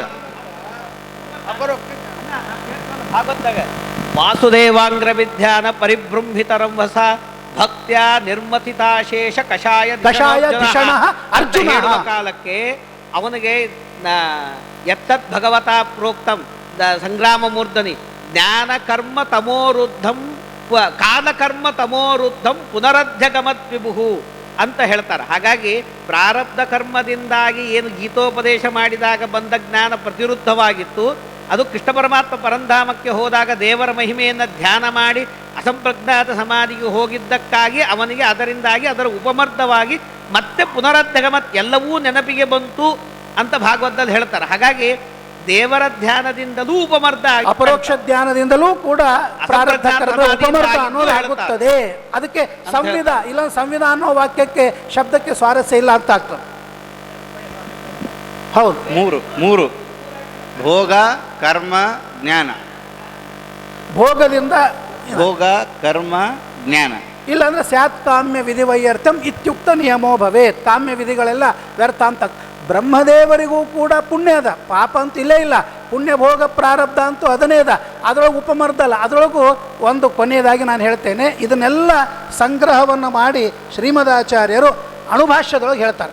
ಪ್ರಾರಬ್ಧ ಕರ್ಮಣೋನ್ಯಸ್ಯ ಜ್ಞಾನಾದೇವ ಪರೀಕ್ಷಯ ಅನಿಷ್ಟಸ್ಯೋಭಯಸ್ಯಾಪಿ ಸರ್ವಸ್ಯಾನ್ಯಸ್ಯ ಭೋಗತಃ. ಇದರ ಅರ್ಥ ಏನು? ಪ್ರಾರಬ್ಧ ಕರ್ಮಣಃ ಅನ್ಯಸ್ಯ ಅಂದರೆ ಸಂಚಿತಸ್ಯ ಆಗಾಮಿನೋವ ಜ್ಞಾನಾದೇವ ಪರೀಕ್ಷಯ. ಆಮೇಲೆ ಇನ್ನು ಕೆಳಗಿನ ವಾಕ್ಯ ಅನಿಷ್ಟಸ್ಯೋಭಯಸ್ಯಾಪಿ ಸರ್ವಸ್ಯಾನ್ಯಸ್ಯ ಭೋಗತಃ. ಅನ್ಯಸ್ಯ ಸರ್ವಸ್ಯ ಭೋಗತಃ. ಅನ್ಯಸ್ಯ ಸರ್ವಸ್ಯ ಭೋಗತಃ ಅಂದರೆ ಪ್ರಾರಬ್ಧ ಕರ್ಮಣಃ ಭೋಗತಃ. ಅಲ್ಲಿ ಎರಡವ ಪ್ರಾರಬ್ಧದೊಳಗೂ ಇಷ್ಟ ಅನಿಷ್ಟ, ಕಾಮ್ಯ ಅಕಮ್ಯ ಅಂತದ. ಅದರೊಳಗೆ ಕಾಮ್ಯವಾದದೊಳಗೆ ಇಷ್ಟ ಅನಿಷ್ಟ ಅಂತದ. ಅನಿಷ್ಟಸ್ಯ ಉಭಯಸ್ಯಾಪಿ ಅಂದರೆ ಅನಿಷ್ಟವಾದ ಪುಣ್ಯದಿಂದ ಅನ್ಯವಾದ ಇಷ್ಟವಾದ ಅಪ್ರಾರಬ್ಧವಾಗಿರುವ ಪುಣ್ಯದ್ದೂ ಭೋಗ ಮಾಡಬೇಕು. ಅಪ್ರಾರಬ್ಧವಾಗಿರ್ತಕ್ಕಂಥ ಪುಣ್ಯವನ್ನು ಭೋಗ ಮಾಡಬೇಕು. ಯಾಕೆ ಅಂತಂದರೆ ಅವರಿಗೆ ಅಪ್ರಾರಬ್ಧ ಕಾಮ್ಯ ಪುಣ್ಯಸ್ಯಾಪಿ ಭೋಗದಿಂದಲೇ ಪರೀಕ್ಷೆ. ಯಾಕೆ ಅದು ಇಷ್ಟವಾದದ್ರಿಂದ ಅವರು ಭೋಗ ಮಾಡಬೇಕು. ಅನಿಷ್ಟವಾದದ್ದು ಇದ್ದರೆ ಅದನ್ನು ಬೇರೆಯವರಿಗೆ ಕೊಟ್ಟು ಬಿಡ್ತಾರೆ. ತಸ್ಯ ಪುತ್ರ ದಾಯ ಉಪಯಂತಿ ಸುಹೃದಃ ಸಾಧುಕೃತ್ಯಾಂ ದುಷಂತಹ ಪಾಪಕೃತ್ಯಾಂ ಅಂತ ಹೇಳಿದ್ದರಿಂದಾಗಿ ಅನಿಷ್ಟವಾದದ್ದನ್ನು ಅವ್ರಿಗೆ ಕೊಟ್ಟು ಬಿಡ್ತಾರೆ. ಆದರೆ ಅವ್ರಿಗೆ ಇಷ್ಟವಾದದ್ದನ್ನು ಭೋಗವನ್ನು ಮಾಡುತ್ತಾರೆ ಅಂತ ಇದ್ದದ್ದರಿಂದಲೇ ಬ್ರಹ್ಮಾದಿ ದೇವತೆಗಳಿಗೆ ಇಷ್ಟವಾದ ಪ್ರಾರಬ್ಧವಾಗಿರುವ ಪುಣ್ಯವನ್ನು ಅಲ್ಲಿ ಭೋಗವನ್ನೇ ಮಾಡಬೇಕು. ಕ್ಷಯ ಇಲ್ಲ, ಪಾಪವನ್ನು ಮಾತ್ರ ಕ್ಷಯವನ್ನು ಮಾಡಿಕೊಳ್ಳಲಿಕ್ಕೆ ಅವ್ರಿಗೆ ಬರ್ತದೆ ಅಂತ ಇಷ್ಟು ಹೇಳಿ ಹಂಗ ದಾನವನ್ನು ಸೇರಿಸ್ಬೇಕು. ಹಿಂಗ ಮೂರು ಜೊತೆಗೆ ದಾನನು ಬಂತೀಗ. ಅಪ್ರಾರಬ್ಧವಾದ ಅನಿಷ್ಟ ಕರ್ಮದ ನಾಶ ಹೇಗೆ ಅಂದ್ರೆ ದಾನದಿಂದ, ಭೋಗದಿಂದ ಈ ರೀತಿ ದಾಯಂ ಅನ್ನೋದು ಅದು ಬೇಡಾದದ್ದನ್ನು ಕೊಡ್ತಾರೆ. ಅವರಿಗೆ ಬೇಕಾದ ಬ್ರಹ್ಮದೇವರ ಪಾರಮೇಷ್ಠ ಪದಾದಿಗಳು ಅವ್ರು ಯಾರಿಗೆ ಕೊಡೋಂಗಿಲ್ಲ, ಅವರೇ ಅನುಭವಿಸ್ಬೇಕು ಅದನ್ನು. ಅಲ್ಲ ಆಚಾರ್ಯ, ಇದು ಪ್ರಾರಬ್ಧನ ನೀವು ಹೇಳಿದ್ದು? ಪ್ರಾರಬ್ಧ ಕರ್ಮದ ಬಗ್ಗೆ ಹೇಳಿದ್ರ? ಅಲ್ಲ, ಸಂಚಿತ ಅಲ್ವಾ? ಅನಿಷ್ಟ ಪುಣ್ಯದಿಂದ ಅನ್ಯವಾದ ಇಷ್ಟವಾದ ಅಪ್ರಾರಬ್ಧ ಕಾಮ್ಯ ಪುಣ್ಯ. ಮತ್ತೆ ಅಪ್ರಾರಬ್ಧ ಅಂತ ಹೇಳ್ತಾ ಇದ್ದೀರಿ. ಅಪ್ರಾರಬ್ಧ ಆಚಾರ್ಯ, ನೀವು ಹೇಳಿದ ವಾಕ್ಯ ಅಪ್ರಾರಬ್ಧ ಕರ್ಮದ ಆಚಾರ. ಅದು ಪ್ರಾರಬ್ಧ ಪುಣ್ಯನೇ. ಪ್ರಾರಬ್ಧ ಅಂತ ಹೇಳ್ಬೇಡ್ರಿ ಆಚಾರ. ಅಪ್ರಾರಬ್ಧ ಆ ವಾಕ್ಯ ಹೆಂಗದ ಹಂಗೆ ಸರಿ ಅದ ಅನ್ನಿಸ್ತದ. ಅಪ್ರಾರಬ್ಧ ಭಾಗದ್ದೇನೆ ಅವರು ಭೋಗ ಮಾಡೋದು. ಅಪ್ರಾರಬ್ಧವಾದ ಕಾಮ್ಯ ಪುಣ್ಯವನ್ನು ಅವರು ಭೋಗ ಮಾಡ್ತಾರೆ, ಭೋಗದಿಂದ ಪರೀಕ್ಷೆಯ. ಹೌದು, ಹೊರತು ಪ್ರಾರಬ್ಧದಲ್ಲಿ ದಾನ ಅನ್ನೋದು ಇಲ್ಲೇ ಇಲ್ಲ, ಎಲ್ಲೂ ಇಲ್ಲ. ಇವು ಮೂರರಲ್ಲಿ ಭೋಗ ಕರ್ಮ ಜ್ಞಾನ. ಜ್ಞಾನದಿಂದ ನಷ್ಟವಾಗ್ತದೆ, ಅಪರೋಕ್ಷ ಜ್ಞಾನದಿಂದ. ಭೋಗದಿಂದ ನಷ್ಟ ಆಗ್ತದೆ. ಭೋಗವು ಪೂರ್ಣ ಮಾಡಬೇಕಾಗಿಲ್ಲ, ಉಪಮರ್ತನವನ್ನು ಮಾಡಿ ಪ್ರಾಯಶ್ಚಿತ್ತಾದಿಗಳನ್ನು ಮಾಡಿಕೊಂಡಾಗ ಅಲ್ಲಿ ಕಿಂಚಿತ್ ನಾಶ. ಅಂದ್ರೆ ಬಾಹುಲ್ಯೇನ ಭೋಗದಿಂದಲೇ ನಾಶ ಅನ್ನೋದಕ್ಕೆ ಭೋಗತಃ ಅಂತ ಎಲ್ಲಾ ಕಡೆ ವಚನಗಳು. ಕಿಂಚಿತ್ ಭುಕ್ತಸ್ಯ ಅಂದಾರ, ಬಾಹುಲ್ಯೇನ ಅಲ್ಲ. ಅಲ್ಲ ಸರ, ಅನೇಕ ಕಡೆಗೆ ವಚನಗಳನ್ನ ಪ್ರಾರಬ್ಧ ಕರ್ಮದ ನಾಶ ಹೇಗೆ ಅಂದ್ರೆ ಭೋಗದಿಂದ ಅಂತ ವಾಕ್ಯಗಳು ಸಿಗ್ತಾವೆ ಹೊರತು ಬಹಳ ವಾಕ್ಯಗಳು ಸಿಗೋದು ಭೋಗದಿಂದ ಅಂತ ಹೊರತು ಕರ್ಮದಿಂದ ಅಂತಾಗಲಿ ಜ್ಞಾನದಿಂದ ಅಂತಾಗಲಿ ಹೆಚ್ಚು ವಚನಗಳು ಸಿಗೋದಿಲ್ಲ. ಹೌದು, ಸಿಗೋದು. ಅದಕ್ಕೆ ಭೋಗದಿಂದ ಹೆಚ್ಚು ಪ್ರಾರಬ್ಧ ಕರ್ಮಗಳ ಭೋಗ ಉಪಮರ್ದ ಅವಾಗ ಸ್ವಲ್ಪ ಆಗ್ತಿರ್ತದ. ಹಂಗೇನಿಲ್ಲ ರೀ, ನಾ ಹಿಂಗೆ ತಿಳ್ಕೊಂಡದ್ದು. ಎಲ್ಲ ಕಡೆ ಭೋಗ ಅಂತ ಅಂದಾರಂತ ನೀವು ಪ್ರಶ್ನೆ ಮಾಡಿ. ಯಾವುದು ಉಪಮರ್ದ ಆಗಬೇಕಾಗಿರ್ತದೋ ಅದರದ್ದು ಕಿಂಚಿತ್ ಭುಕ್ತಸ್ಯ. ಒಟ್ಟಾರೆ ನೀವು ಪ್ರಾರಬ್ಧ ಕರ್ಮಗಳನ್ನ ನೋಡಿದಾಗ ಈಗ ಅವಾಗ ಭೋಗದಿಂದ ಜಾಸ್ತಿ ಕಳ್ಕೊಳ್ಳೋದು. ರಘುವೀರಾಚಾರ್ಯ, ನಾ ಹಿಂಗೆ ತಿಳ್ಕೊಂಡದ್ದು ಏನು ಅಂದ್ರೆ, ಎಲ್ಲ ಕಡೆ ಭೋಗ ಹೇಳಿದ್ದರಿಂದ ಏನು ತಿಳ್ಕೊಬೇಕಂದ್ರೆ 100 ಪ್ರಾರಬ್ಧವಂತ ಇಟ್ಕೊಳ್ಳೋಣ. ಆ 100 ಪ್ರಾರಬ್ಧವನ್ನು ಕಿಂಚಿತ್ ಭೋಗ ಮಾಡಬೇಕು. ಆ 100 ಪ್ರಾರಬ್ಧದೊಳಗಿರುವ 25 ಭೋಗ ಮಾಡಬೇಕು. 75 ನಾಶ ಆಗ್ತದೆ. ಹಿಂಗೆ ಮಾಡ್ಕೋಬೇಕು ಹೊರತಾಗಿ 100 ಪ್ರಾರಬ್ಧದೊಳಗೆ 70 ಪ್ರಾರಬ್ಧ ಅವನು ಅನುಭವಿಸಿದ, 30 ಪ್ರಾರಬ್ಧ ಅವನು ಭೋಗ ಮಾಡಬೇಕಾಗಿಲ್ಲ ಅಂತ ಇಲ್ಲ. 100 ಅನುಭವಿಸಬೇಕು. 100ರೊಳಗೆ ಯೂನಿಟ್ ಆ 100ರೊಳಗೆ ಎಷ್ಟು ತೀವ್ರತೆ ಅದಲ್ಲ ಆ ತೀವ್ರತೆ ಅನ್ನೋದು ಉಪಮರ್ದವಾಗುತ್ತದೆ. ಇಲ್ಲ ಅಂದರೆ 100ರೊಳಗೆ 70 ಅನುಭವಿಸಿದ 30 ಅನುಭವಿಸಲಿಲ್ಲ ಅಂದರೆ ಆ ಪ್ರಾರಬ್ಧದ ಭೋಗವಾಗಲಿಲ್ಲ ಅಂತ ಆಗಬೇಕಾಗ್ತದೆ. ಅಲ್ಲಲ್ಲ ನಾ ಈಗ ತಿಳ್ಕೊಂಡೆ. 30 ಅನುಭವಿಸಿಲ್ಲ ಅಂತಿಲ್ಲ, ಆ 30 ಕಿಂಚಿತ್ ಭುಕ್ತ, ಅಷ್ಟೇ. ಆದ್ರಿಂದ ಅದನ್ನು ಕೂಡಿಸಬಹುದು, ಅಂತೂ ಎಲ್ಲಾ ಪ್ರಾರಬ್ಧಗಳು ಕಿಂಚಿತ್ ಭುಕ್ತ ಆಗಬೇಕು, ಎಷ್ಟವನೋ ಅಷ್ಟು. ಎಲ್ಲದಕ್ಕೂ ಭೋಗ ಇದ್ದಿದ್ದೇ, ಆದ್ದರಿಂದ ಭೋಗತಃ ಅಂತ ಭೋಗತಃ. ಹೌದು, ನಾನು ಹೇಳೋದು ಅದು. ಎಲ್ಲದಕ್ಕೂ ಭೋಗವಿದೆ, ಭೋಗತಃ. ಮತ್ತು ಸಂವಿಧ ಮತ್ತು ಇನ್ಯಾವುದು ಪ್ರಾಯಶ್ಚಿತ್ತ ಉಪಮರ್ದ ಇತ್ಯಾದಿಗಳೆಲ್ಲ ಹೇಳಿದ್ದು ಅಂದರೆ ಮುಂದಿಂದೇನು ಅಂಶಗಳು ತೀವ್ರತಾ ಅದಲ್ಲ ಅದು ಪ್ರಾಯಶ್ಚಿತ್ತಾದಿಗಳಿಂದ ಇತ್ಯಾದಿಗಳಿಂದ ಅಂತ ನಾವು ತಿಳ್ಕೊಂಡು. ಕಿಂಚಿತ್ ಭುಕ್ತಸ್ಯ ಅಂತ ಅನ್ನೋದಕ್ಕೂ ಟೀಕಾರ ಇದು ದೇವರ್ಷಿ ಮಾನುಷಾದೀನಾಂ ದೇವರ್ಷಿ ಮಾನುಷಾದೀನಾಂ ತತ್ತಜ್ಜಾತ್ಯನುಸಾರತಃ ಎನ್ನುವ ವಾಕ್ಯವನ್ನು ಮತ್ತೆ ಆವರ್ತನೆಯನ್ನು ಮಾಡಿಕೊಂಡು ದೇವತೆಗಳಿಗೆ ಉಪಮರ್ದ ಜಾಸ್ತಿ, ಋಷಿಗಳಿಗೆ ಉಪಮರ್ದ ಇನ್ನೂ ಕಮ್ಮಿ, ಮನುಷ್ಯರಿಗೆ ಇನ್ನೂ ಉಪಮರ್ದ ಕಮ್ಮಿ ಅಂತ ಹಿಂಗೆ ವ್ಯವಸ್ಥೆ ಯಥಾಕ್ರಮಂ ಅಂತ ವ್ಯವಸ್ಥೆ ಮಾಡ್ಯಾರ. ದೇವತೆಗಳಿಗೆ ಎಷ್ಟು ಉಪಮರ್ದ ಆಗ್ತದನೋ ಅಷ್ಟು ಋಷಿಗಳಿಗೆಲ್ಲ ಅಷ್ಟು ಅಧಮರ್ಯಾದ ಮನುಷ್ಯರಿಗಿಲ್ಲ. ಭೋಗೇನೈವ ಕ್ಷಯ ಅನ್ನೋದಕ್ಕೆ ಸಂಕೋಚ ಇದೆಯೋ ಇಲ್ಲೋ? ಕೊನೆ ಮಾತು, ಭೋಗೇನೈವ ಕ್ಷಯ ಅನ್ನುವ ವಾಕ್ಯಕ್ಕೆ ಸಂಕೋಚ ಇದೆಯೋ ಇಲ್ಲೋ? ಸಂಕೋಚ ಏವಕಾರಕ್ಕೆ ಅಯೋಗ ವ್ಯವಚ್ಛೇದ ಅನ್ಯಯೋಗ ವ್ಯವಚ್ಛೇದ ಅಂತ ಅರ್ಥ ಇಲ್ಲ, ಅಥವಾ ಇಲ್ಲ ಸರಿ ಅನ್ಯಯೋಗ ವ್ಯವಚ್ಛೇದ ಅಂತ ಇಟ್ಕೋಬಹುದು. ಎಲ್ಲದಕ್ಕೂ ಕಿಂಚಿತ್ ಭೋಗವನ್ನು ಹೇಳಲೇಬೇಕಾದ್ರಿಂದಾಗಿ ಅಲ್ಲಲ್ಲ, ಭೋಗೇನೈವ ಕ್ಷಯ ಅನ್ನೋದಕ್ಕೆ ಸಂಕೋಚ ಬೇಡ ಅಂತ ಹೇಳಿ ನನ್ನ ಪ್ರಕಾರ. ಅದರ ಅನ್ಯಯೋಗ ವ್ಯವಚ್ಛೇದವನ್ನ ಮಾಡ್ಲಿಕ್ಕೆ ಬರಲ್ಲ, ಅಯೋಗ ವ್ಯವಚ್ಛೇದ ಮಾಡಬಹುದು. ಭೋಗೇನಃ ಕ್ಷಯ ಅಸ್ತೇವ ಭೋಗೇನೈವ ಉಪಮರ್ದ ಹೇಳಿದ್ದಾರೆ. ಇಲ್ಲ, ಉಪಮರ್ದ ಹೇಳಿದರೂ ಕೂಡ ಅದು ಒಂದರ್ಥದಲ್ಲಿ ಭೋಗ ಮಾಡಿ ಕಳ್ಕೊಂಡಂಗೆ. ಪೂರ್ಣ ಭೋಗ ಮಾಡೋದು ಅಂದ್ರೆ ಏನು ಅರ್ಥ? ಅನುಭವಿಸ್ಲಿಕ್ಕೆ ಶುರು ಆಗ್ಬೇಕು ಅಷ್ಟೇ, ಅಷ್ಟೇ. ಸ್ವಲ್ಪ ಪ್ರಮಾಣದಲ್ಲಿ. ಅಲ್ಲಲ್ಲ, ಅವ್ರು ಹೇಳ್ತಾ ಇರೋದು ಪ್ರಮಾಣದಲ್ಲಿ ಕರ್ಮಗಳ ಹೇಗೆ ನಾಶ ಮಾಡ್ತೀವೋ ಹಾಗೆ ಪ್ರಾರಬ್ಧದ್ದು 10 ವರ್ಷ ಅನುಭವಿಸಬೇಕಾದದ್ದನ್ನ 2 ವರ್ಷದಲ್ಲಿ ಕಳಿಸ್ಬೋದು ಅಷ್ಟೇ ಹೊರತು ಸರ್ವಾತ್ಮನ ಭೋಗ ಇಲ್ಲದೆ ಇರುವಂತಹ ಸಂಚಿತ ಹೇಗದನೋ ಹಾಗಂತೂ ಅಲ್ಲಲ್ಲ. ಆಮೇಲೆ ಅಸಂಕುಚಿತವಾಗಿ ಹೇಳ್ಬೋದಲ್ಲ ಅಂತ ಅವರು. ಅಲ್ಲ, ಭೋಗೇನೈವ ಕ್ಷಯ ಅಂತೂ ಕೂಡ ವ್ಯಾವೃತ್ತಿ ಮಾಡ್ತೀರಿ ನೀವು, ಆ ಮಾತಿಗೆ ಭೋಗದಲ್ಲಿ ನಮಗೆ ಅದರ ಪ್ರಭಾವ ಕಡಿಮೆ ಆಗ್ತದೆ ಅಂತ ಇಷ್ಟೇ ಹೇಳಬೇಕೇ ಹೊರತಾಗಿ ಭೋಗನೇ ಆಗೋದಿಲ್ಲ ಅಂತ ಹೇಳಬಾರದು. ಅದೇ ರೀ, ಮತ್ತೆ ಭೋಗೇನೈವ ಅನ್ನೋದಕ್ಕೆ ಸಂಕೋಚ ಯಾಕೆ ಮಾಡ್ತೀರಿ? ಮಾಡೇಬೇಡ್ರಿ. ಉಪಮರ್ದ ಅಂತ ಉಪಮರ್ದ ಅಂತ ಹೇಳೋದರ ಅರ್ಥ ನಮಗೆ ಭೋಗವೇ ಆಗೋದಿಲ್ಲ ಅಂತ ಅರ್ಥ ಅಲ್ಲ, ಅದರ ಪ್ರಭಾವವನ್ನು ಕಡಿಮೆ ಮಾಡಿ ಭೋಗ ಆಗ್ತದೆ ಅಂತ ಅರ್ಥ. ಅಂದಮೇಲೆ ಭೋಗ ಆಗೋದ್ರೊಳಗೆ ಸೇರ್ತಲ್ಲ, ಆಗದೇ ಇದ್ರೊಳಗೆ ಸೇರ್ಲಿಲ್ಲಲ್ಲ. ಅಲ್ಲ ಆಚಾರ್ಯ, ಈಗ ಎರಡೂ ಅದ, ಪ್ರಭಾವನೂ ಕಮ್ಮಿ ಅವಧಿಯೂ ಕಮ್ಮಿ. ಈಗ ಏನಾದ್ರೂ ಇರಲಿ, ಈಗ ಏನ್ ಬೇಕಾದಿರಲಿ, ಆದರೆ ಭೋಗ ಇದೆ, ಭೋಗ ಇದ್ದೇ ಇದೆ, ಮುಗಿತು ಸಾಕು ಅಷ್ಟೇ. ಭೋಗೇನೈವ ಕ್ಷಯ ಅನ್ನೋದು ಅಷ್ಟು ಸಾಮಾನ್ಯ ತಗೊಂಡು ವಿಶೇಷ ನಿಷೇಧ ಮಾಡಿದ್ರೆ ಹೆಂಗ್ ನಡೀತದೆ? ಸಾಮಾನ್ಯವಾಗಿ ತೆಗೆದುಕೊಂಡು ವಿಶೇಷ ನಿಷೇಧ ಹೆಂಗ್ ಮಾಡೋದು? ಹಂಗಲ್ರಿ, ಭೋಗೇನೈವ ಕ್ಷಯ ಅಂತ ಯಾರೋ ಹೇಳಿದ ಮಾತಲ್ಲಲ್ಲ ಇದು. ಹೌದು, ಇರ್ಲಿ. ಅದಕ್ಕೆ ಭೋಗೇನೈವ ಕ್ಷಯ ಅಂತ ಅನ್ನೋದು ಟೀಕಾರಾಯರು 2 ಅರ್ಥ ಮಾಡ್ಯಾರ. ಇಲ್ಲೊಂದು ಮಾಡಿದ್ದೊಂದು, ಅದನ್ನೇ ವಿದ್ಯಾರ್ಥಿಯಾದರೂ ಮಾಡಲಿರಿ. ಆದರೆ ಪ್ರಾರಬ್ಧ ಕರ್ಮಕ್ಕೆ ಭೋಗವನ್ನು ಅಂಗೀಕಾರ ಮಾಡಲೇಬೇಕು. ನೀವು ಸ್ವಲ್ಪ ಕಡಿಮೆ ಮಾಡ್ರಿ, ಜಾಸ್ತಿ ಮಾಡ್ರಿ, ಅದರೊಳಗೆ ಏನಾದರೂ ಅರ್ಥ ವ್ಯತ್ಯಾಸ ಮಾಡ್ರಿ, ಹೊರತಾಗಿ ಇದನ್ನು ಮಾಡೋ ಹಾಗಿಲ್ಲ. ಸರ್ವತಾ ಭೋಗ ಇಲ್ಲ ಅಂತ ಮಾಡಂಗಿಲ್ಲ. ಸರಿ ಸರಿ ಸರಿ. ಒಂದು ಸ್ವಲ್ಪ ಸಾಮಾನ್ಯ ಜನರಿಗೆ ಒಂದು ವಿಷಯವನ್ನು, ಎಲ್ಲ ಸಾಮಾನ್ಯ ಜನರಿಗೆ ತಿಳಿಯೋ ಹಾಗೆ ಒಂದು ಸಾರವನ್ನು ಹೇಳ್ತಾರೆ, ಇಷ್ಟೋ ತನಕ ವಾಕ್ಯಾರ್ಥ ಆದದ್ದನ್ನು. ಶ್ರೀ ಗುರುಭ್ಯೋ ನಮಃ. ಪ್ರಾರಬ್ಧ ಕರ್ಮ ಅಂತ ಇದೆ, ಅದನ್ನು ಎಲ್ಲರೂ ಅನುಭವಿಸ್ಬೇಕು, ನಾವು ಅನುಭವಿಸಬೇಕು. ಬೇರೆ ಪಬ್ಲಿಕ್ಕಿಗೆ ಹೇಳ್ತಾ ಇದ್ದಾರೆ, ದಯಮಾಡಿ ಎಲ್ಲ ಜಿಜ್ಞಾಸುಗಳು ಕೇಳಬೇಕು, ಹಿಂದೆ ಕೂತವರು ಎಲ್ಲರೂ ಕೂಡ ಕೇಳಬೇಕು. ಪ್ರಾರಬ್ಧ ಕರ್ಮ ಅಂತ ಅನ್ನೋದಿದೆ, ಅದನ್ನು ಎಲ್ಲರೂ ಅನುಭವಿಸ್ಬೇಕು. ಅಂದರೆ ಟಾಪ್ ಮೋಕ್ಷದೊಳಗೆ ಮುಕ್ತಿಯೋಗ್ಯರಾದವರಲ್ಲಿ ಅಗ್ರಗಣ್ಯರಾದ ಬ್ರಹ್ಮದೇವರನ್ನು ಮೊದಲು ಮಾಡಿಕೊಂಡು ಅತ್ಯಂತ ಸಾಮಾನ್ಯ ಜೀವ, ನಿಮ್ಮ ಪ್ರಕಾರ ಹೇಳಬೇಕಾದ್ರೆ 32ನೇ ಕಕ್ಷಾದೊಳಗಿರ್ತಕ್ಕಂತಹ ಮನುಷ್ಯೋತ್ತಮ ಅಂತ ಏನಿದ್ದಾನಲ್ಲ ಅವನವರೆಗೆ ಎಲ್ಲರೂ ಪ್ರಾರಬ್ಧ ಕರ್ಮವನ್ನು ಅನುಭವಿಸಬೇಕು. ಅವನು ಈ ಅವಸ್ಥಾದೊಳಗೂ ಅಪರೋಕ್ಷ ಜ್ಞಾನ, ದೇವರ ಸಾಕ್ಷಾತ್ಕಾರ ಆಗೋದಕ್ಕಿಂತ ಮೊದಲಿಗೂ ಪ್ರಾರಬ್ಧ ಕರ್ಮವನ್ನು ಅನುಭವಿಸಬೇಕು, ಅಪರೋಕ್ಷ ಜ್ಞಾನ ಆದ ಮೇಲೂ ಕೂಡ ಅನುಭವಿಸಬೇಕು.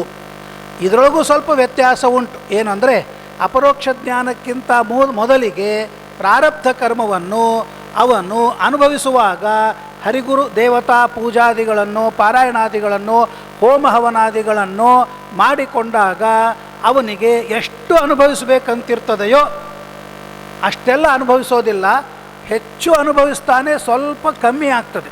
ಯಾಕೆಂದರೆ ಇಲ್ಲಿ ಇನ್ನೊಂದು ಮಾತು, ಯದೇವ ವಿದ್ಯೆಯಾ ಕರೋತಿ ಶ್ರದ್ಧೆಯಾ ಕರೋತಿ ಉಪನಿಷದಾ ಕರೋತಿ ತದೇವ ವೀರ್ಯವತ್ತರಂ ಭವತಿ ಅಂತ ಹೇಳಿದ್ದರಿಂದಾಗಿ ಈಗ ನಮಗಿರುವ ಸಾಮಾನ್ಯ ಜ್ಞಾನ, ದೇವರು ದೊಡ್ಡವನು, ಶಾಸ್ತ್ರ ಅಂತ ಕೇಳಿದ್ದರಿಂದಾಗಿ ಸ್ವಲ್ಪ ಜ್ಞಾನವಿದೆ. ಆ ಜ್ಞಾನಪೂರ್ವಕವಾಗಿ ನಾವು ಏನು ಪ್ರಾಯಶ್ಚಿತ್ತವನ್ನು ಮಾಡಿಕೊಳ್ತೇವೆಯೋ ಅವುಗಳಿಂದ ನಾವು 100 ಯೂನಿಟ್ ಒಂದು ಕರ್ಮದ ಫಲ ದುಃಖನೇ ಅನುಭವಿಸಬೇಕಂತಿದೆ. ನಾವು ಭೋಗವನ್ನು ಮಾಡುವಾಗ ಭೋಗವನ್ನು ಮಾಡ್ತೀವಿ, ಇವೆಲ್ಲ ಪ್ರಾಯಶ್ಚಿತ್ತ ಮಾಡಿಕೊಂಡಾಗ 80% 90% ಹೋಯಿತು ಅಂತ ಅನ್ನೋದಿಲ್ಲ. ಯಾಕೆಂದರೆ ನಮಗೆ ಅಷ್ಟು ಭಗವಂತನ ಜ್ಞಾನ ಇಲ್ಲ. ಜ್ಞಾನ ಇದೆ, ಅದು ಭಾಳ ಪರೋಕ್ಷ ಜ್ಞಾನ, ಅತ್ಯಲ್ಪವಾದ ಜ್ಞಾನ. ಹಾಗಾಗಿ ಆ ಯದೇವ ವಿದ್ಯೆಯ ಶ್ರದ್ಧೆಯ ಉಪನಿಷದ ಅಂತ ಹೇಳಿದ್ದಾರಲ್ಲ, ಆ ಪ್ರಕಾರವಾಗಿರ್ತಕ್ಕಂತಹ ಏನು ಪ್ರಾರಬ್ಧ ಕರ್ಮದಲ್ಲಿ ಪ್ರಾಯಶ್ಚಿತ್ತವನ್ನು ಮಾಡಿಕೊಂಡಾಗ 80% ಹೋಯಿತು 90% ಹೋಯಿತು ಅಂತ ಅನ್ನೋದು ಇಲ್ಲ. ಹೋಗ್ತದೆ, ಭಾಳಷ್ಟು ಭಾಗ ಹೋಗ್ತದೆ, ಎಷ್ಟು ಅನ್ನೋದು ನಮಗೆ ಹೇಳಲಿಕ್ಕೆ ಬರೋದಿಲ್ಲ. ಆದರೆ ಅದೇ ಜೀವ ಅಪರೋಕ್ಷ ಜ್ಞಾನವನ್ನು ಮಾಡಿಕೊಂಡ ಮೇಲೂ ಇದು ದೊಡ್ಡದಾಗಿರುವ ವರ ಅವನಿಗೆ. ಈಗ ನಮಗೆ ಎಷ್ಟು ಅನುಭವಿಸ್ಬೇಕು ನಮಗೆ ಗೊತ್ತಿಲ್ಲ, ಯಾವುದು ಪ್ರಾರಬ್ಧ ಆಗ್ತದೆ ನಮಗೆ ಗೊತ್ತಿಲ್ಲ. ಅಪರೋಕ್ಷ ಜ್ಞಾನ ಆದಮೇಲೆ ಮಾತ್ರ ದೇವರು ವ್ಯವಸ್ಥೆ ಮಾಡಿಬಿಡ್ತಾನೆ, ನಿನಗಿಷ್ಟು ಅಂಥೇಳಿ. ಸಂಚಿತ ಅಂತ ಅನ್ನೋದೊಂದು ರಾಶಿ ಇದೆ, ಅದನ್ನು ಏನು ಅನುಭವಿಸೋ ಕಾರಣವೇ ಇಲ್ಲ, ಎಲ್ಲ ಸುಟ್ಟು ಹಾಕಿಬಿಡ್ತಾನೆ ದೇವರು, ಅದರ ಫಲ ಆಗದೇ ಇದ್ದಂತೆ ಮಾಡ್ತಾನೆ. ಅಪರೋಕ್ಷ ಜ್ಞಾನದ ಅನಂತರದಲ್ಲಿ ಮಾಡ್ತಕ್ಕಂಥ ಏನು ಕರ್ಮಗಳಿವೆ ಎಲ್ಲ, ಈಗ ನಾವು ಮಾಡುವ ಕರ್ಮಗಳಿಂದ ಎಷ್ಟೋ ಜನ್ಮ ಹುಟ್ಟಬೇಕು, ನಾಯಿಯಾಗಿ ಹುಟ್ಟಬೇಕು, ಕತ್ತಿಯಾಗಿ ಹುಟ್ಟಬೇಕು, ಕ್ರಿಮಿಯಾಗಿ ಹುಟ್ಟಬೇಕು, ಇತ್ಯಾದಿಗಳೆಲ್ಲ ಆಗಿ ಹುಟ್ಟಬೇಕು. ಆದರೆ ಅಪರೋಕ್ಷ ಜ್ಞಾನಿ ಆದವನು ಮಾಡೋದೇ ಇಲ್ಲ ಅಂಥ ವಿಕರ್ಮ. ಬ್ರಹ್ಮಾದಿ ದೇವತೆಗಳಂತೂ ಮಾಡೋದೇ ಇಲ್ಲ, ದೇವತೆಗಳು ಮಾಡೋದಿಲ್ಲ. ಅದರೊಳಗೂ ವ್ಯವಸ್ಥೆ ಇದೆ. ಏನು ಅಂದರೆ ಅದು ಅಪರೋಕ್ಷ ಜ್ಞಾನದಿಂದ ಆಗುವ ಆನಂದ ತಮ್ಮ ಯೋಗ್ಯತಾಕ್ಕಿಂತ ಹೆಚ್ಚಿಗೆ ಅವರೇನು ಕರ್ಮ ಮಾಡಿರ್ತಾರೆಯೋ ಅದರಿಂದ ಪ್ರಾಪ್ತವಾಗಿರತಕ್ಕಂಥ ಪುಣ್ಯದ ಭೋಗದ ನಾಶವನ್ನು ಮಾಡುವುದಕ್ಕಾಗಿ ಅವರಿಗೆ ಪ್ರಾಪ್ತಸ್ಯ ಅಂತ ಹೇಳಿದ್ದಾರೆ. ನಮಗೆ ಅಂತೂ ಬಹಳ ಕಡಿಮೆ ಅಪರೋಕ್ಷ ಜ್ಞಾನದ ಅಭಿವ್ಯಂಗ್ಯವಾದ ಸುಖ. ಮತ್ತು ಸ್ವಲ್ಪ ಶಾಸ್ತ್ರೀಯನೇ ಆಗ್ತದೆ. ಅಪರೋಕ್ಷ ಜ್ಞಾನದಿಂದ ಅಭಿವ್ಯಂಗ್ಯವಾದ ಏನು ಸುಖವಿದೆಯಲ್ಲ ಅದರೊಳಗೆ ಹ್ರಾಸವಾಗೋದಿಲ್ಲ. ಆದರೆ ಅಪರೋಕ್ಷ ಜ್ಞಾನೋತ್ತರದಲ್ಲಿ ಮಾಡಿರುವ ಏನು ಗುರುದ್ರೋಹಾದಿಗಳು, ಉತ್ತಮ ದ್ರೋಹಾದಿಗಳು, ನಿತ್ಯಕರ್ಮ ಲೋಪನು, ಅದರಿಂದ ಅಪರೋಕ್ಷ ಜ್ಞಾನೋತ್ತರದಲ್ಲಿ ಮಾಡಿರುವ ಆ ಕರ್ಮಗಳಿಂದ ಆನಂದ ಹ್ರಾಸ ಅಂದರೆ ಇದರೊಳಗಲ್ಲ, ಮುಂದಿನ ಆನಂದ ಹ್ರಾಸವಾಗ್ತದೆ ಅಂತ ಹೇಳ್ತಾರೆ. ಆದ್ದರಿಂದ ಅದು ಬೇಡ. ಈಗ ನಮಗೇನು ಅಂದರೆ ಒಟ್ಟಿಗೆ ಸಾಮಾನ್ಯ ಅಭಿಪ್ರಾಯ, ಯಾರೇ ಇದ್ದರೂ ಕೂಡ ಅವರು ಭಗವಂತನ ಆರಾಧನೆಯನ್ನು ಮಾಡಿದರೆ ಅಪರೋಕ್ಷ ಜ್ಞಾನಿಗಳಾಗಿರಲಿ ಆಗದೇ ಇದ್ದವರಾಗಿರಲಿ ಅವರ ಪ್ರಾರಬ್ಧ ಅಂತನ್ನೋದು ಭೋಗ ಮಾಡುವುದರೊಳಗೆ ತೀವ್ರತೆ ಡೆನ್ಸಿಟಿ ಕಡಿಮೆ ಆಗ್ತದೆ. ಆದ್ದರಿಂದಾಗಿ ಇದು ನಮ್ಮ ಶ್ರೀಮದಾಚಾರ್ಯರ ದೊಡ್ಡದಾಗಿರುವ ಸಿದ್ಧಾಂತ. ಉಳಿದ ಸಿದ್ಧಾಂತಗಳಲ್ಲಿ ಈ ಕಲ್ಪನೆಯೇ ಇಲ್ಲ. ಪ್ರಾರಬ್ಧ, ಸಂಚಿತ, ಆಗಾಮಿ ಇದು ಯಾವುದು ಹೇಳೋದಿಲ್ಲ.